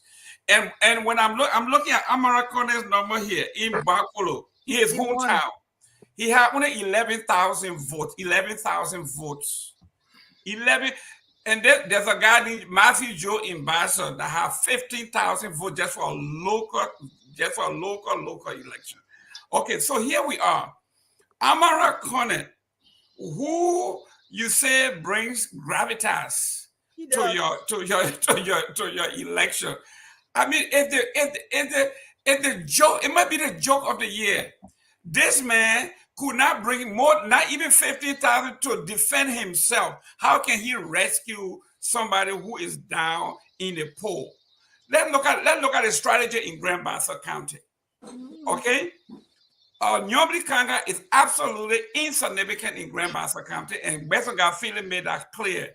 After the election, 15 out of the 16 candidates won and lost came together under one umbrella and endorsed the re-election of President. We are going in every hamlet that we are now, our Western Gar won by 55,000 votes. What they are saying here is CDC won Grand Bassa County by a little over 10,000 votes. Our job is to make that 30,000 votes the second time around. And how would they make up that kind of number somewhere else? So we are talking about ground game when we are talking about when Western Garfield said, we are not here to talk about Riverside or Bapolo. We are here to talk about Grand Bassa County, delivering Grand Bassa County. Thank you. Nukwe and McGill, they will take care of Magibi, and Bekube Junior will take care of Riverside. So we see the ground game. We see the strategy. There's no strategy for United Party. And it was Glendy that said, President Weah was not even going to make it to the second round. So yeah, but you also know the factors. You also know the reason why he got there, right? You know some of the things, and the stories continue. Thank you, Glendy. Thank you. Let me bring in the colors. The colors are the 2-minute colors tonight. Let me start with Mr. Aliyu Kamara. 1 minute, sir. Very good. He beat Elvis Morris today. Thank you. It's very unfortunate that I have to agree with Mr. Gilbert. It hurts me very bad to agree with him on some issues. This whole 1990 thing, fear mongering. I mean, how do you fight? How do you bring back 1990 when you have both said here in Sierra Leone, Guinea, or Ivory Coast? Nobody could dare bring 1990. The election, there would be scrimmages in places where very, very contested. Nepal County is one of those places. Martial Law is one of those places. I mean, it's just common sense. Nobody wants to know Bush, regardless of what they say. But let me tell you, I don't know what thing my brother Ahmed keep putting in so repetitive about this whole thing about substance. The substance, the thing is there. If you live in Liberia and not know that malaria can kill you because there's no drug in JFK, you want somebody to tell you before you know. But those messages have been preached repeatedly about hospitals, about police, about the lack of security, among other things. But then let me just say this before I close. When you hear all of these threats coming from ordinary civilians towards other Liberians, it's because there's no authority in the country. If you get whipped, beaten, and nobody can actually find the culprit or take somebody to jail, what will you do next time? But I just want to close by saying, look, you asked a question, and my uncle there, Gayman, cleverly just beat you guys and changed the topic and carried the topic to FOIA. When you play that video of a Grand Juliet County and our lady was bleeding and stuff, I saw the man cleverly turn that thing around to FOIA, and all of you guys just step for it. Thank you for having me. Ali, you can surprise people. Exactly, I know. Let me go to Flomo Casale. Flomo, you're live. Good evening, guys. How you guys doing today? Thank you again for giving the opportunity to come on your show. Let me address the issue of Mr. Gayman when he said that the turnout going to be low. Gayman, I'm going to be honest with you. Your analysis is very poor. This election is two sides. You have one party is in the defense to maintain power, and another party is vouching for change and want to take office. So you can see the people on all sides, both the electors who are the voters and those politicians. You can see everybody on the verge, on social media, everywhere. You can see it on the face of the people. You can see one group of people hungry. They are thirsty. They want change. And you're saying that it's going to be poor tenor. I'm telling you, from all issues, from a chronological point, man, that is false. Your analysis is false. The tenor going to be very hard. I promise you, watch for it. It's going to be very hard. And if any party should win, recall this, it's going to be a very slim margin. Slim margin. I agree. I can tell you, it's going to be slim margin. This is not an easy route for any other party. It's not an easy route for the president. It's not an easy route for Ambassador Barker. This it will be a slim margin. And I said this. It's not like I'm for the Unity Party or the CDC. I'm for Liberia. But this is what I'm telling you from the broad point right now. Thank you. The Unity Party has the Unity Party or the partisan for the Unity Party. They have in mind that Joseph Barker is the winner of the election, no matter what. Therefore, should President George Weah win the election, whether it's clear, whether he wanted with truthfulness or honesty, there will be chaos. Because the people on the other side of the aisle have in mind they believe that they will win the election. So even if the CDC wins the election, there will be some cry in our nation. Thank you. Yes. So the people, if they hear my voice, you better go out and vote. Don't sit down and say, you know what, we're going to win the election. We're going to win the election. This election is one of the most critical elections that will go down in our history. We will always remember this is an election for change. On the other side, this is an election of the maintenance of power. So people got to go out and vote. Thank you, Flomo. So, Gayman, I'm going to tell you, you were wrong with your analysis. Man. I'm telling you, no disrespect. You were wrong. Thank you. Thank you. We'll see tomorrow. You know, no swimming argument to the water side. We'll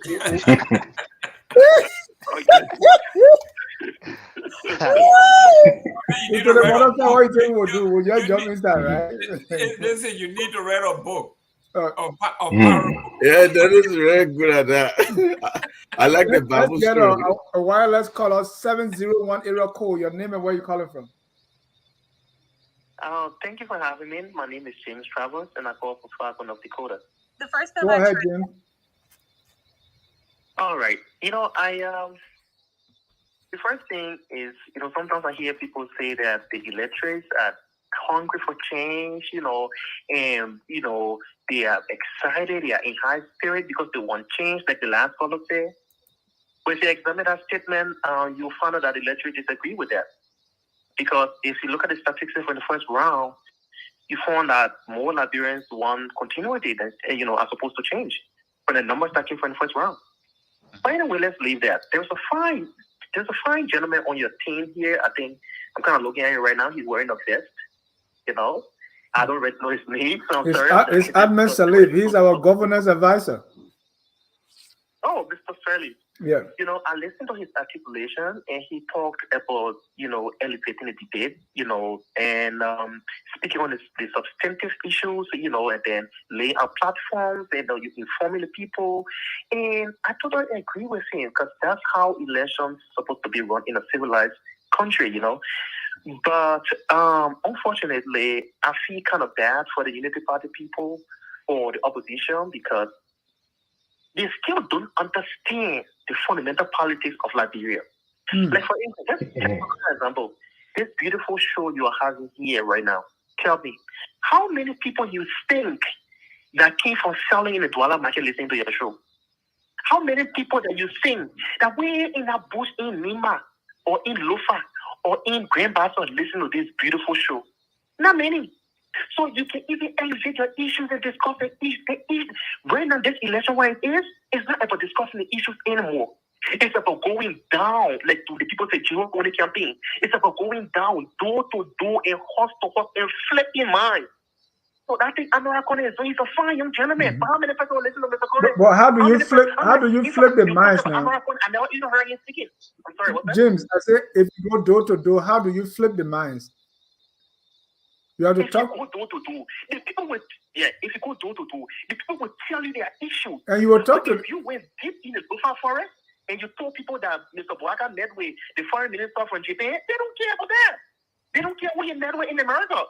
So all these things would be appealing to maybe the group in Monrovia, but the real electorate, these are not the issues they're looking at. All right. So you have to understand the campaign, the fundamentals of the campaign in Liberia to win the people's mind. Thank you. If the opposition continues spreading that fact, that you want to elevate the debate, trust me, you elevate the debate, at the end of the day, you won't get a majority. Thank you. That's the thing. Thank you, Jim. Great point. Love it. Right. Thank you. I mean, the debate is not only on TV, right? You can go to the people home and present the issue. You tell them when you go to the door to door, what do you tell them? Right. You say how to tell them. Yeah. I mean, Sirleaf is not getting the big bucks for nothing. I got on the best for a reason, right? Yeah, you need to participate. Victor, why were you coming, man? Come on, stop this, Victor. Global Livingston. Yeah, great show today. To me, I mean, the election, thank God, I'm wishing for a peaceful election, free and fair election, no intimidation, you know. I mean, my concern is to the CDC. If they know they won the Southeast by, 90%, why are they so worried about Unity Party watchers over there? They're attacking them and stuff like that. Why are they doing that? You know you want to play fair, so you shouldn't be concerned about that. No, to me, Yombly is the queen of Grand Battle. The amount of votes you brought to Unity Party this time, it was huge because in 2017, Unity Party only got 9% of vote from Grand Battle. But because of Yombly, we're able to get 34% of vote. And I believe we'll even get higher vote this time around because what she's doing, she's moving from door to door, campaigning from door to door, from town to town. That's what she is doing. And for Amar Corner, we're so glad that he came on our team because he went to MIT in Massachusetts here, so you know about the computer, the situation room, everything is set up. So that's why the whole division are all going crazy, attacking all, what he bring on the table. Because he's the same guy that helped in 2017 with the situation room. So now he on United Party and they're all concerned. No, when people say in the first round, Charlie, where I won, man, I don't know. I'm kind of confused. The opposition won 57% of the vote, and Joe got 43%. Then you say he won the first round. Maybe I don't know. Maybe my math is wrong. Yeah. So for me, tomorrow, KMB and the United Party will win this election because of the endorsement we have, and I know those endorsements will bring some vote over. Will Benzica finish? Let me the last one. Benzica finish in Grand Battle. I don't think he will bring more votes because the reason he won with a huge number because he ran as an independent. And other people were disappointed when he decided to endorse George Weah. He even came out to apologize. So those people that voted for him will not vote for George Weah. So you got to put that in consideration. Thank you. Thank you so much. Let me bring our next caller here. Next caller is... Oh my God! Sorry, callers. I had the numbers in reverse. Let me bring on Tubman. Yeah, thank you, Dennis, for inviting me on the show. Two things I just want to interject. I want to say thanks to all the panelists. Hold on, Tubman. Hold on, Tubman. Elijah, can you flip your device into landscape?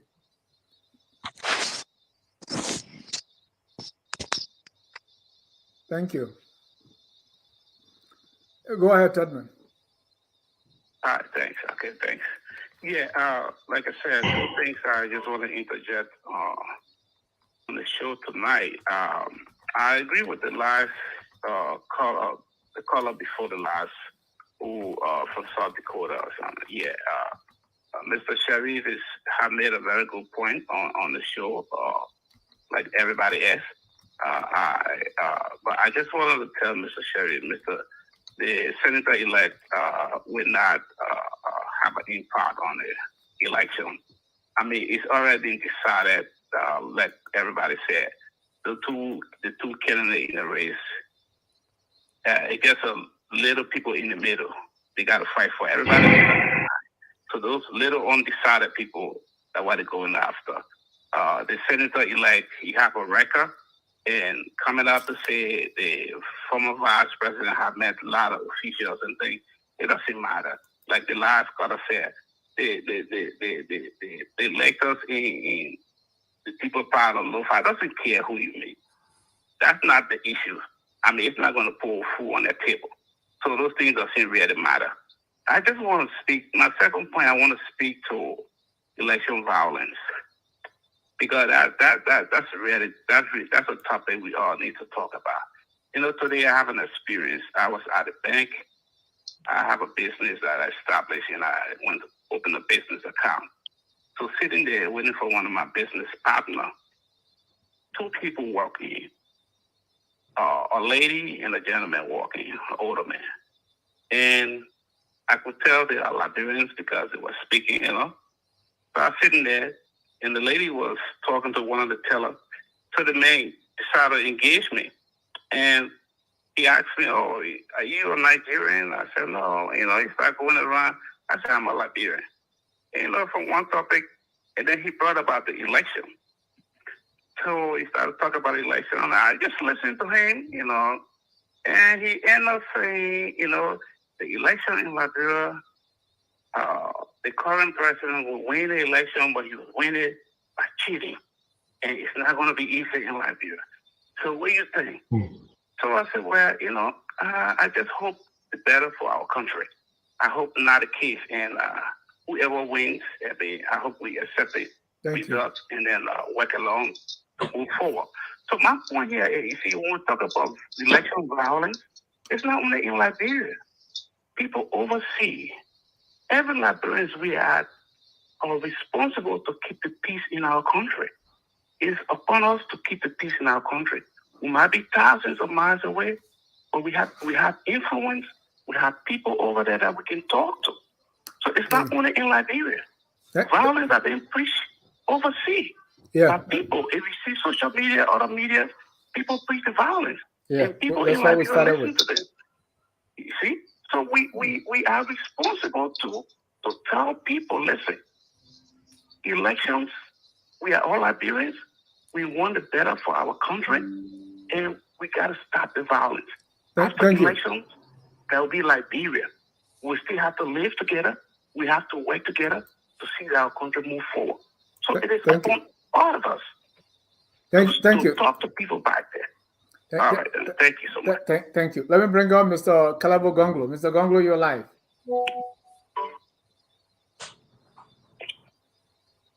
Well, thank you, Dennis. First, I want to, great show. I want to make a few points. I know I have 1 minute.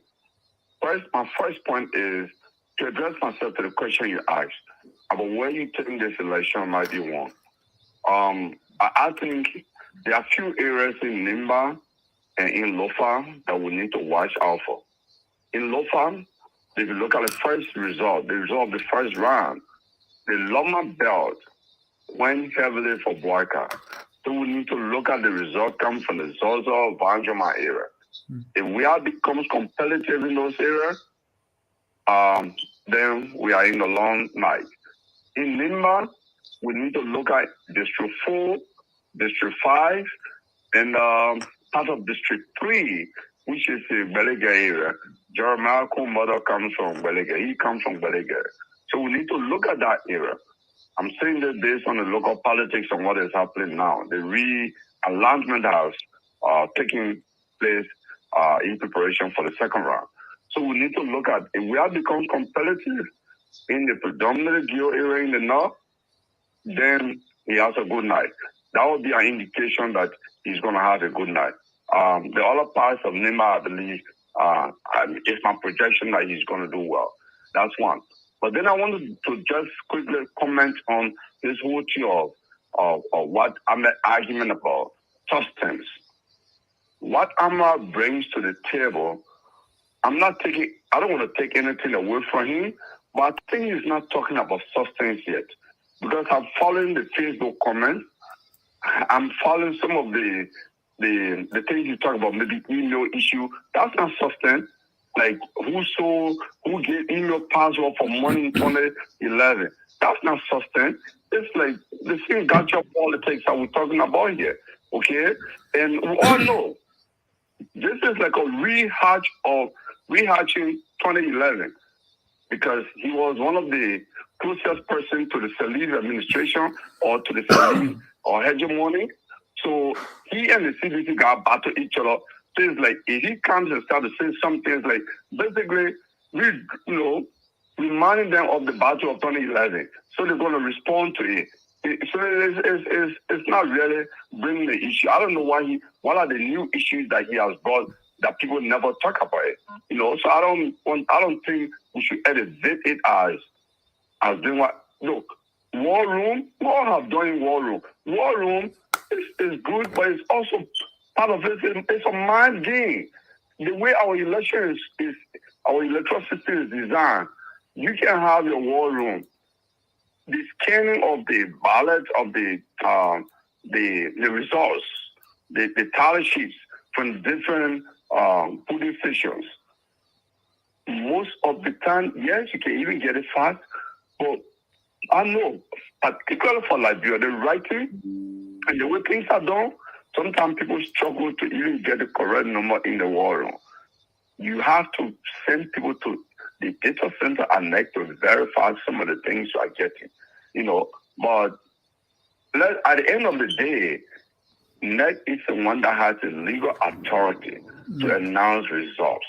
And that's how our electoral system is designed legally, okay? And I would say the other thing I'd like to also comment on quickly is I think Gabriel was saying something that Southeast will not matter in the second round. I think in the first round, one may have argued, rightfully so, since there were many candidates that were smaller counties didn't matter. But in the runoff election, where it becomes first past the post, whatever number you get, if the other, whatever person, even one vote above the other person, you win, then every vote is even much more important in the second round than it was in the first round. Thank you. Thank you. Thank you. Thank you. Mr. Elvis Morris, you're live. All right, thank you. Quickly, this whole nonsense about Americana. Our political Nostradamus are making these predictions. What is Americana's constituency? Elvis, Mr. Gayman said it right. Elvis, how will you start like that? What do you mean nonsense about Americana? No, because he's insignificant. He's right, very but insignificant. it's not nonsense, right? Just tell your own, but don't say it's nonsense about Americana. And my own are talking because it's annoying to listen to it when people who are smart supposed to make analytical analysis are giving so much credence to this guy. What constituency even just give you a case in point? Somewhere in Boston, somebody who was a losing candidate won almost more votes than Americana. So what are we trying to say here? Come on, Elvis. What are we trying to say? He's a senator-elect. Senator-elect. Senator-elect for a very small, insignificant county. It could even be for the election because guys, let him land. Right. No, Elvis. And I'm so glad that you pointed that out. Elvis, but still we should have that respect, right? He's a former finance minister. Respect for who? Respect for Americana who were taking bonuses when Nuka went bankrupt? Respect for somebody like that, a corrupt man? Why we putting so much glory on this guy's name? He's corrupt. He's very much corrupt. And the reality is, where's the evidence? The guy took bonus from Nuka when Nuka was bankrupt. He admitted it himself. Bonus is corruption. Bonus. He and Robert Sirleaf, he admitted it. Yeah, this is not hidden secret. Yeah, but bonus is corruption. I get bonus. Ethics. What's about the $13 million? You guys helped it's the ethics. And then Ellen Joseph Sirleaf came and said, Dennis, that's where we're going. We can. All right, go ahead and your thought. But don't say nonsense. Have respect for the panelists who are discussing these things.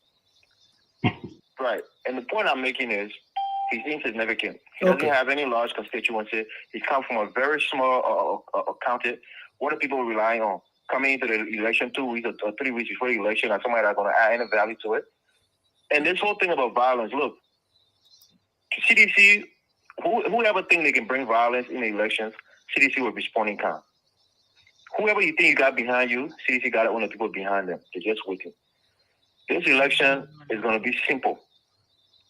George Weah will repeat what he did in the first round, cleaning the Southeast, getting his sizable numbers in Lofa and Nimba, and possibly flipping Montserrat and Mike Gibby. So when people come here and try to beat Nostradamus and projecting and predicting without using analytical skills, I think that's out of sync. I find it hard to believe. The thing that making me angry is you, Mr. Job, because you have me on the line for 40 minutes, knowing that there's no way I'll be the 10th caller on the line. You see, you read it in reverse. You want me to hang up. So all of this thing was all about anger. Yeah, you had to let it out somewhere. He sounds very angry for some reason. Edwin Freeman has the audacity to call my county insignificant county. Yeah, how are you today? Great. Go ahead, Ed. Yeah, thank you for accepting my call. This is my first time calling on your show, and I normally follow your show at times. I appreciate it. When I look at politics in Liberia, while I accept that all of us have to have our own side and also promote the peace in Liberia, we call for time election tomorrow. But one thing I want to say to some of the callers is like, who on the political team that do not want the mind, the brain, the Amara on your team? No matter what you say about Amara, he's a genius. He has the expertise. Genius. So even the ruling party, we want him on his team if he went their side. So let's give it to him. What he did in government, I think those records are there. But just to speak to the election tomorrow, in my opinion, if you are late enough and part of the pattern of voting in Liberia, you can tell that when the Liberians are up for change, how they go. So let's be mindful tomorrow. I believe that Joseph Boakai will carry the torch at the end of the day tomorrow, and it will be a reverse. Take me on record on this show.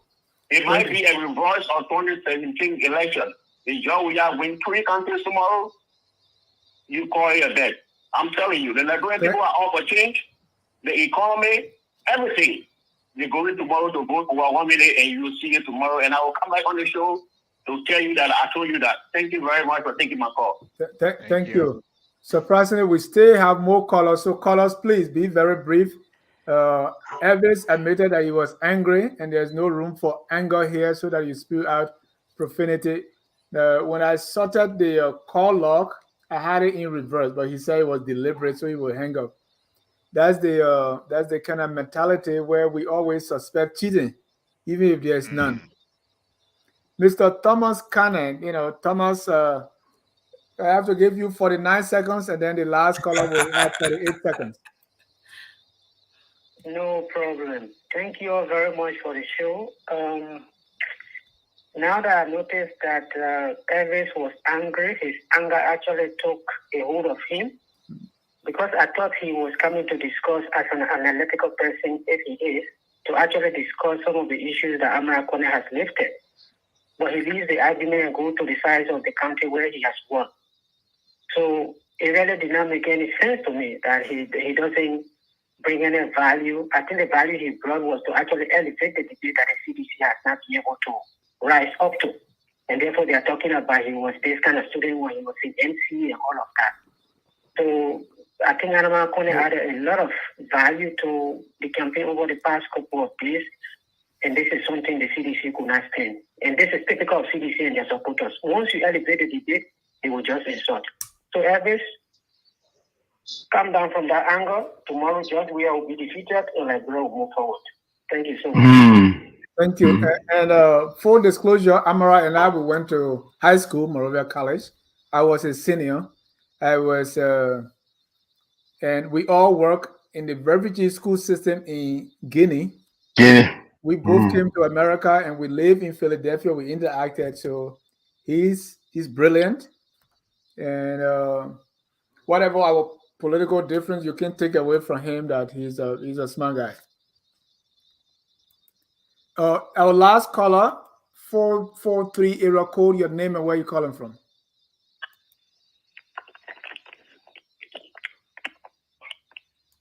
There was another caller who kept falling off. Jerry, is it? Hello, can you hear me? Yeah, Jerry Zizé, you said? Yes, I'm calling from Baltimore. Go ahead, Jerry. First time calling, welcome to FOL. Yeah, first of all, I would like to say thanks to everybody on there. You guys are doing a great job. Well, my issue is with this guy called Elvis. It's because of the hand sometimes people like us don't like to call this show, but I believe he's very disrespectful just the way he speaks. His utterance is completely off. He was really angry tonight. He's a good kid, but he was just angry tonight. No, it's not just tonight. I have watched him go against some of these older folks on the shore, and I believe we all are Liberians. We should know that where we're coming from, respect should be shown to our elders. But sometimes he speaks before he realizes that he has spoken. I think he needs to tone down a little bit, understand when somebody got values to the table, respect that person. You know, if you're not bringing anything to the table, don't say a word. I think he's insignificant. Elvis is insignificant. I'm not a sedition.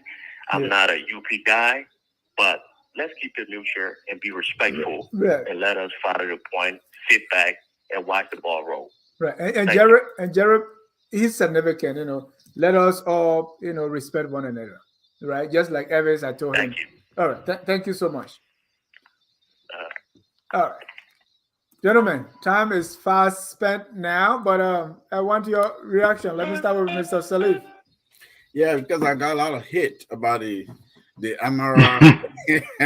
People misunderstood, perhaps. Look, you have to separate Amara, the person, the individual, and Amara's politics from Amara's brilliance and Amara's professionalism. Okay.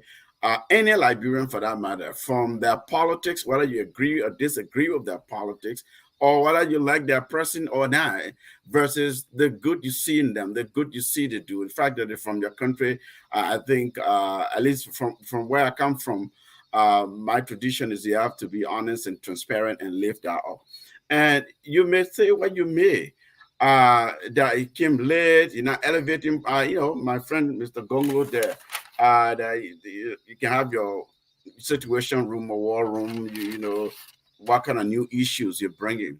But politics at this crucial stage to me is about two things we talk about: get out the vote, that strategy, getting the people to the booth to vote, and the optics around that. When people go there, we're all going after that narrow people in the middle, and those who voted for others, and now you want them to vote for you.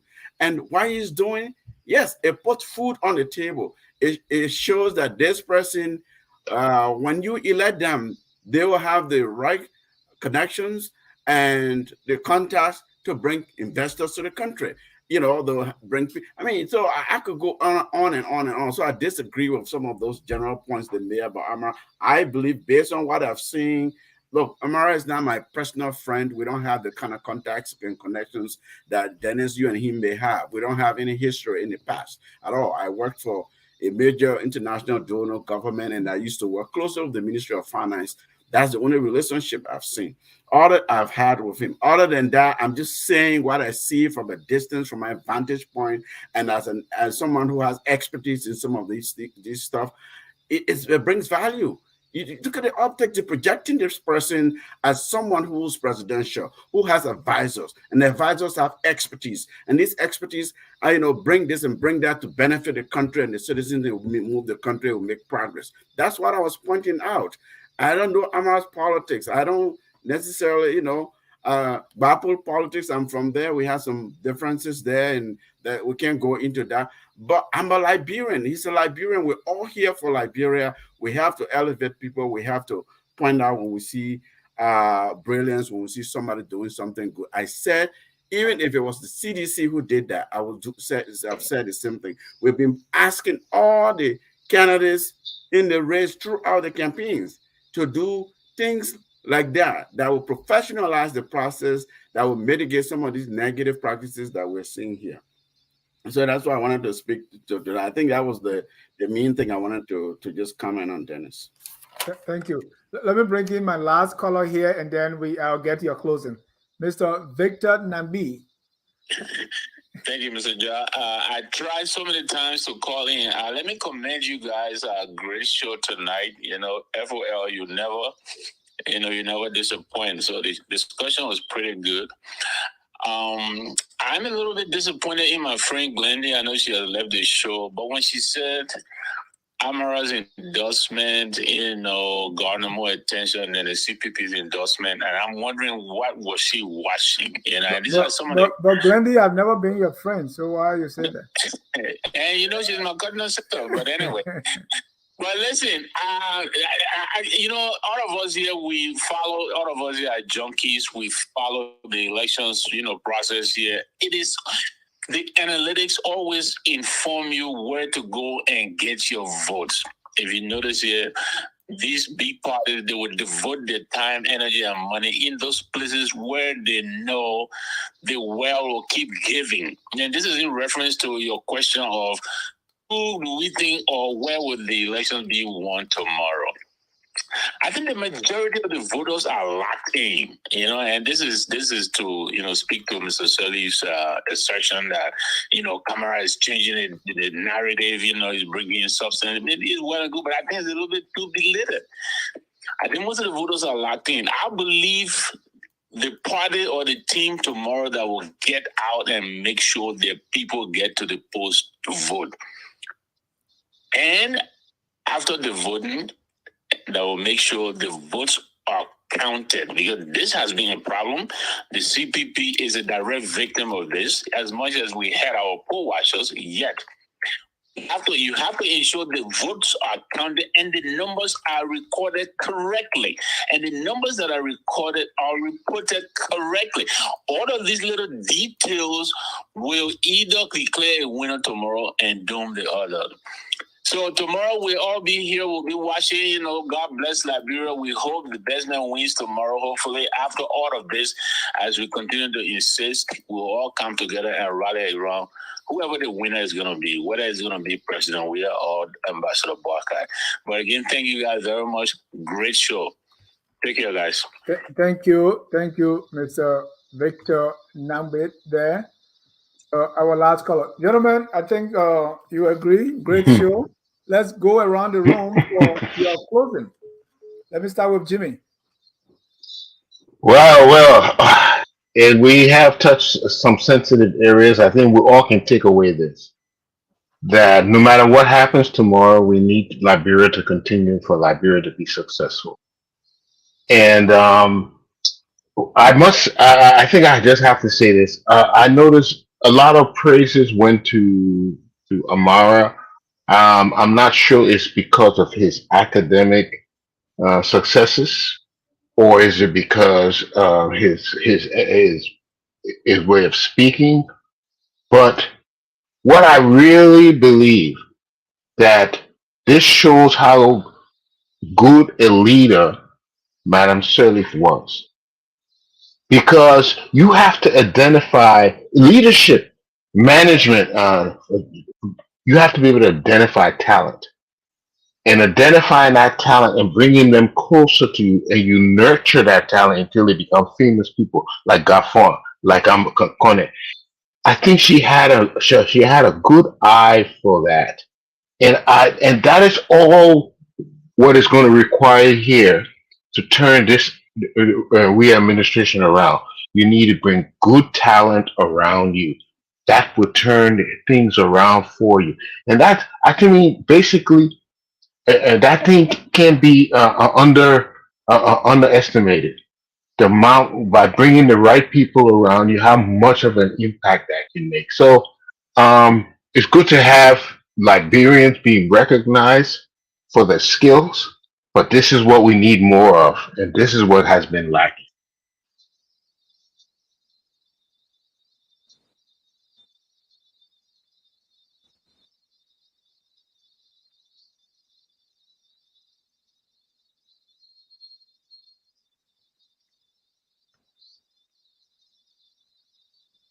Dennis.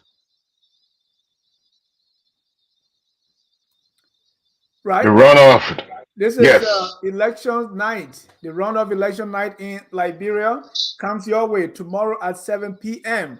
with me and the political bulldog, Mr. Anthony C. You don't want to miss it. We're going to bring you play-by-play description of what's obtaining on the ground. We have our correspondent and reporters posted in major parts of the country, excluding the southeast. No, of course, we have the southeast, and we're going to be there to bring it to you live. Mr. Gayman, you're closing, sir.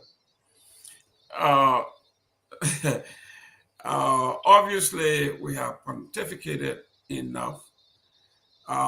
It is clear President Weah is going to be re-elected. I had to laugh, and I'm sorry that I had to laugh so hard that my brother Carter said that from his information and what he's hearing, that the Southeast is now going to go Joseph Boyka's way. To me, it was the funniest thing I've ever heard, but that's his opinion. Tomorrow, the election is going to be won by the ground game, like I said, from day one.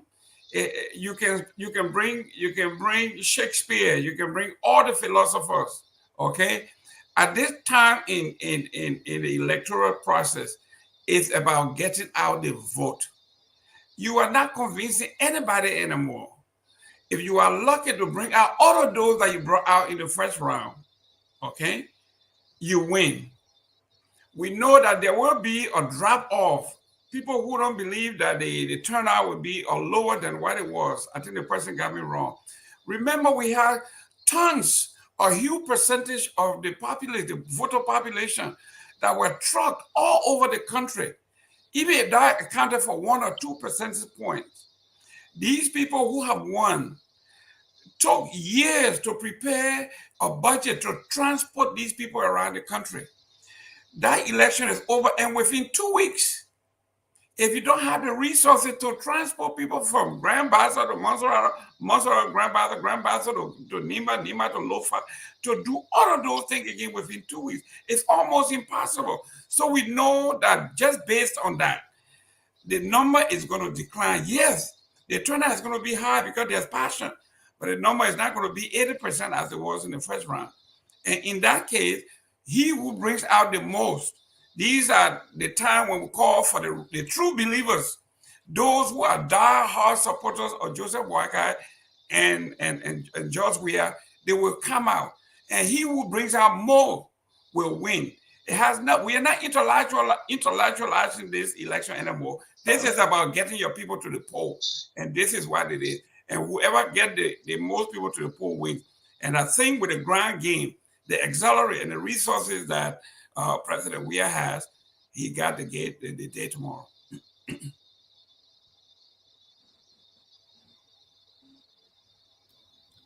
Mr. Carter,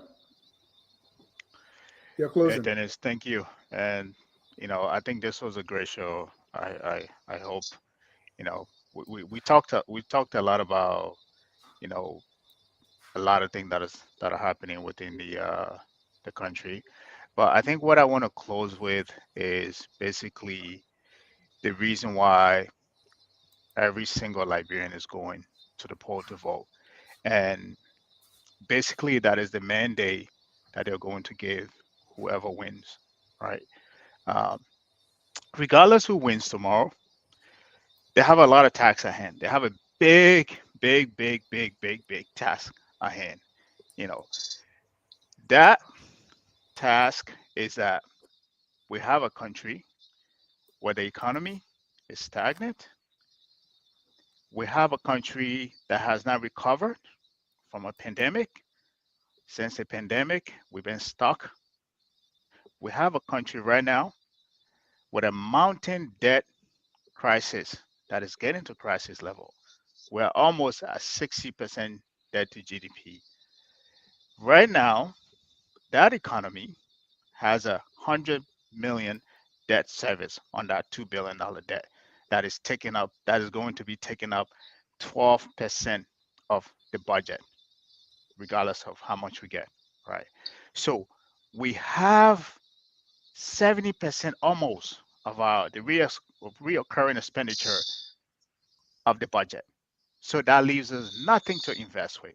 You know, we have an economy where the gateway to our economy, there's a knee on that economy. It's being controlled. You know, that's why the inflation is up right now. So regardless of who wins, this is why the Liberian people are going to the poll. They are hoping, even though that is not a strategy, but they are hoping that whoever they choose tomorrow will have the ability, the resources, and the network, the leadership team to be able to transform that economy to solve some of these problems. So this is what I want to leave with. And similar, I am a Liberian too. That's what I'm hoping as well. If I were in Liberia to vote, that's why I will be casting my vote for. So I am hoping that whoever wins tomorrow thinks about that this is a responsibility that the people have picked this party to carry out. So I hope whoever wins tomorrow have those things at, like, when they go to bed, that's the thing that they should be thinking about. When they get up, that's what they should be thinking about. So I will leave it on that note. Thank you. Thank you. Mr. Sirleaf. Thank you, gentlemen, and our one lady who just left. I agree too. This was a very fun discussion, and these were good exchanges, all very well spirited for our country. I'll close with the Jim Collins analogy. I don't, there are a lot of good things that I had in mind to say have been said, so I won't belabor those. But if you're familiar with Jim Collins, his analogy is about, he's a management expert. A lot of MBA schools must make sure their students read his book. He talks about you have your boss, and this boss could be anything: your company, your country, your institution, your organization, and that bus has seats and passengers. You have to have a process to weed the wrong passengers off your bus, passengers that are not productive, passengers that are not in the right seats, are not even supposed to be on the bus at all, and put the right passengers on the bus. And that is not enough to put passengers on the bus, as it's important to put them in the right seats, in the premium seats, so that your path to your destination is smooth, so that the bus doesn't break down, so that the bus operates well. That's what the Liberian people will do tomorrow. Whoever wins, that person's task will be to assemble a national unity government, a administration, a government that is inclusive.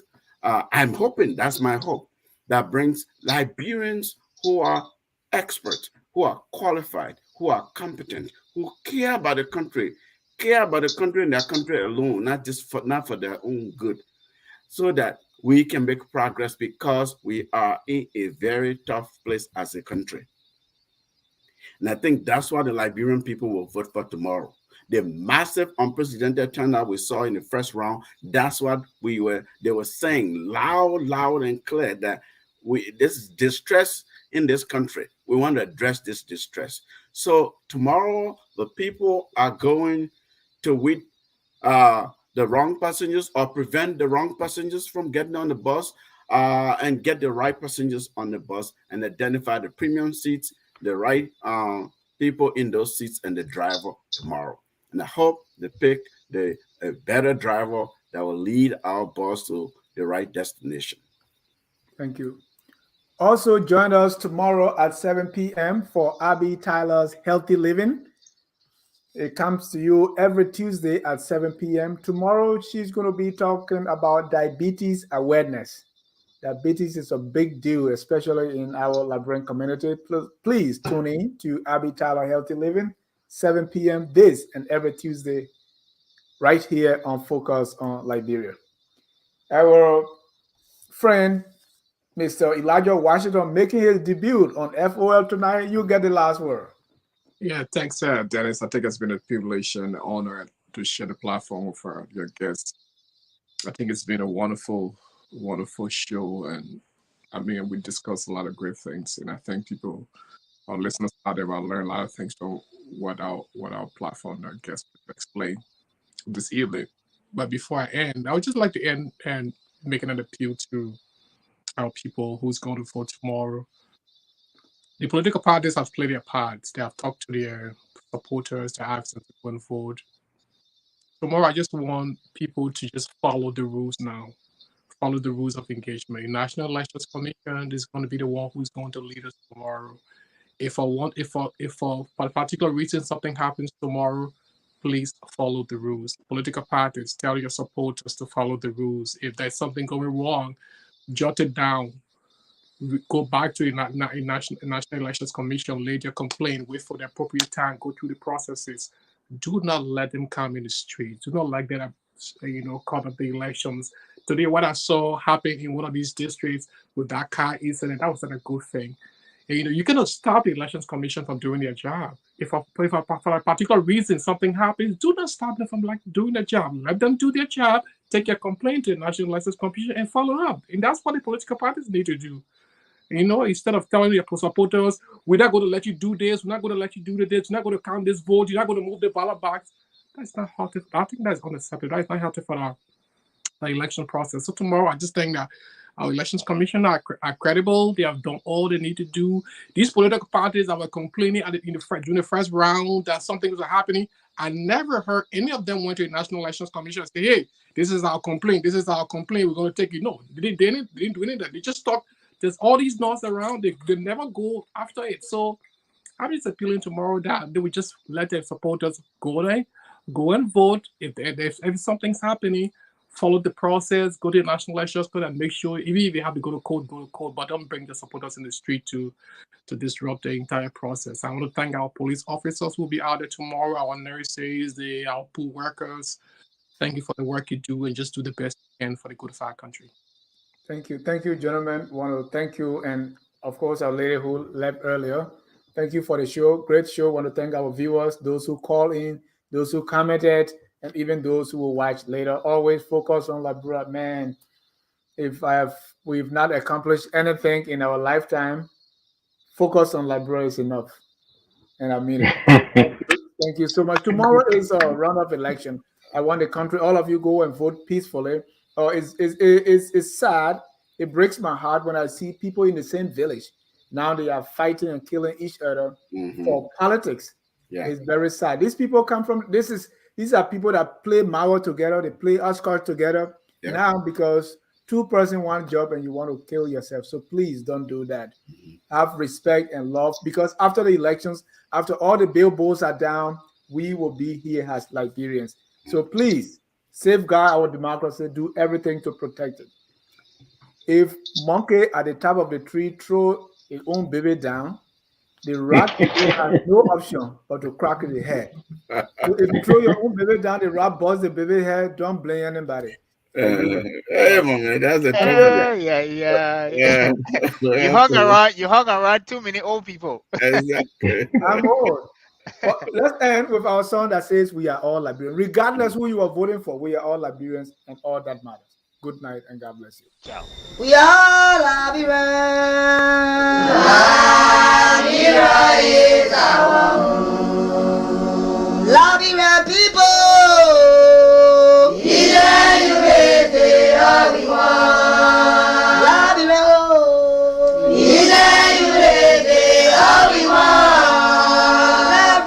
Liberia.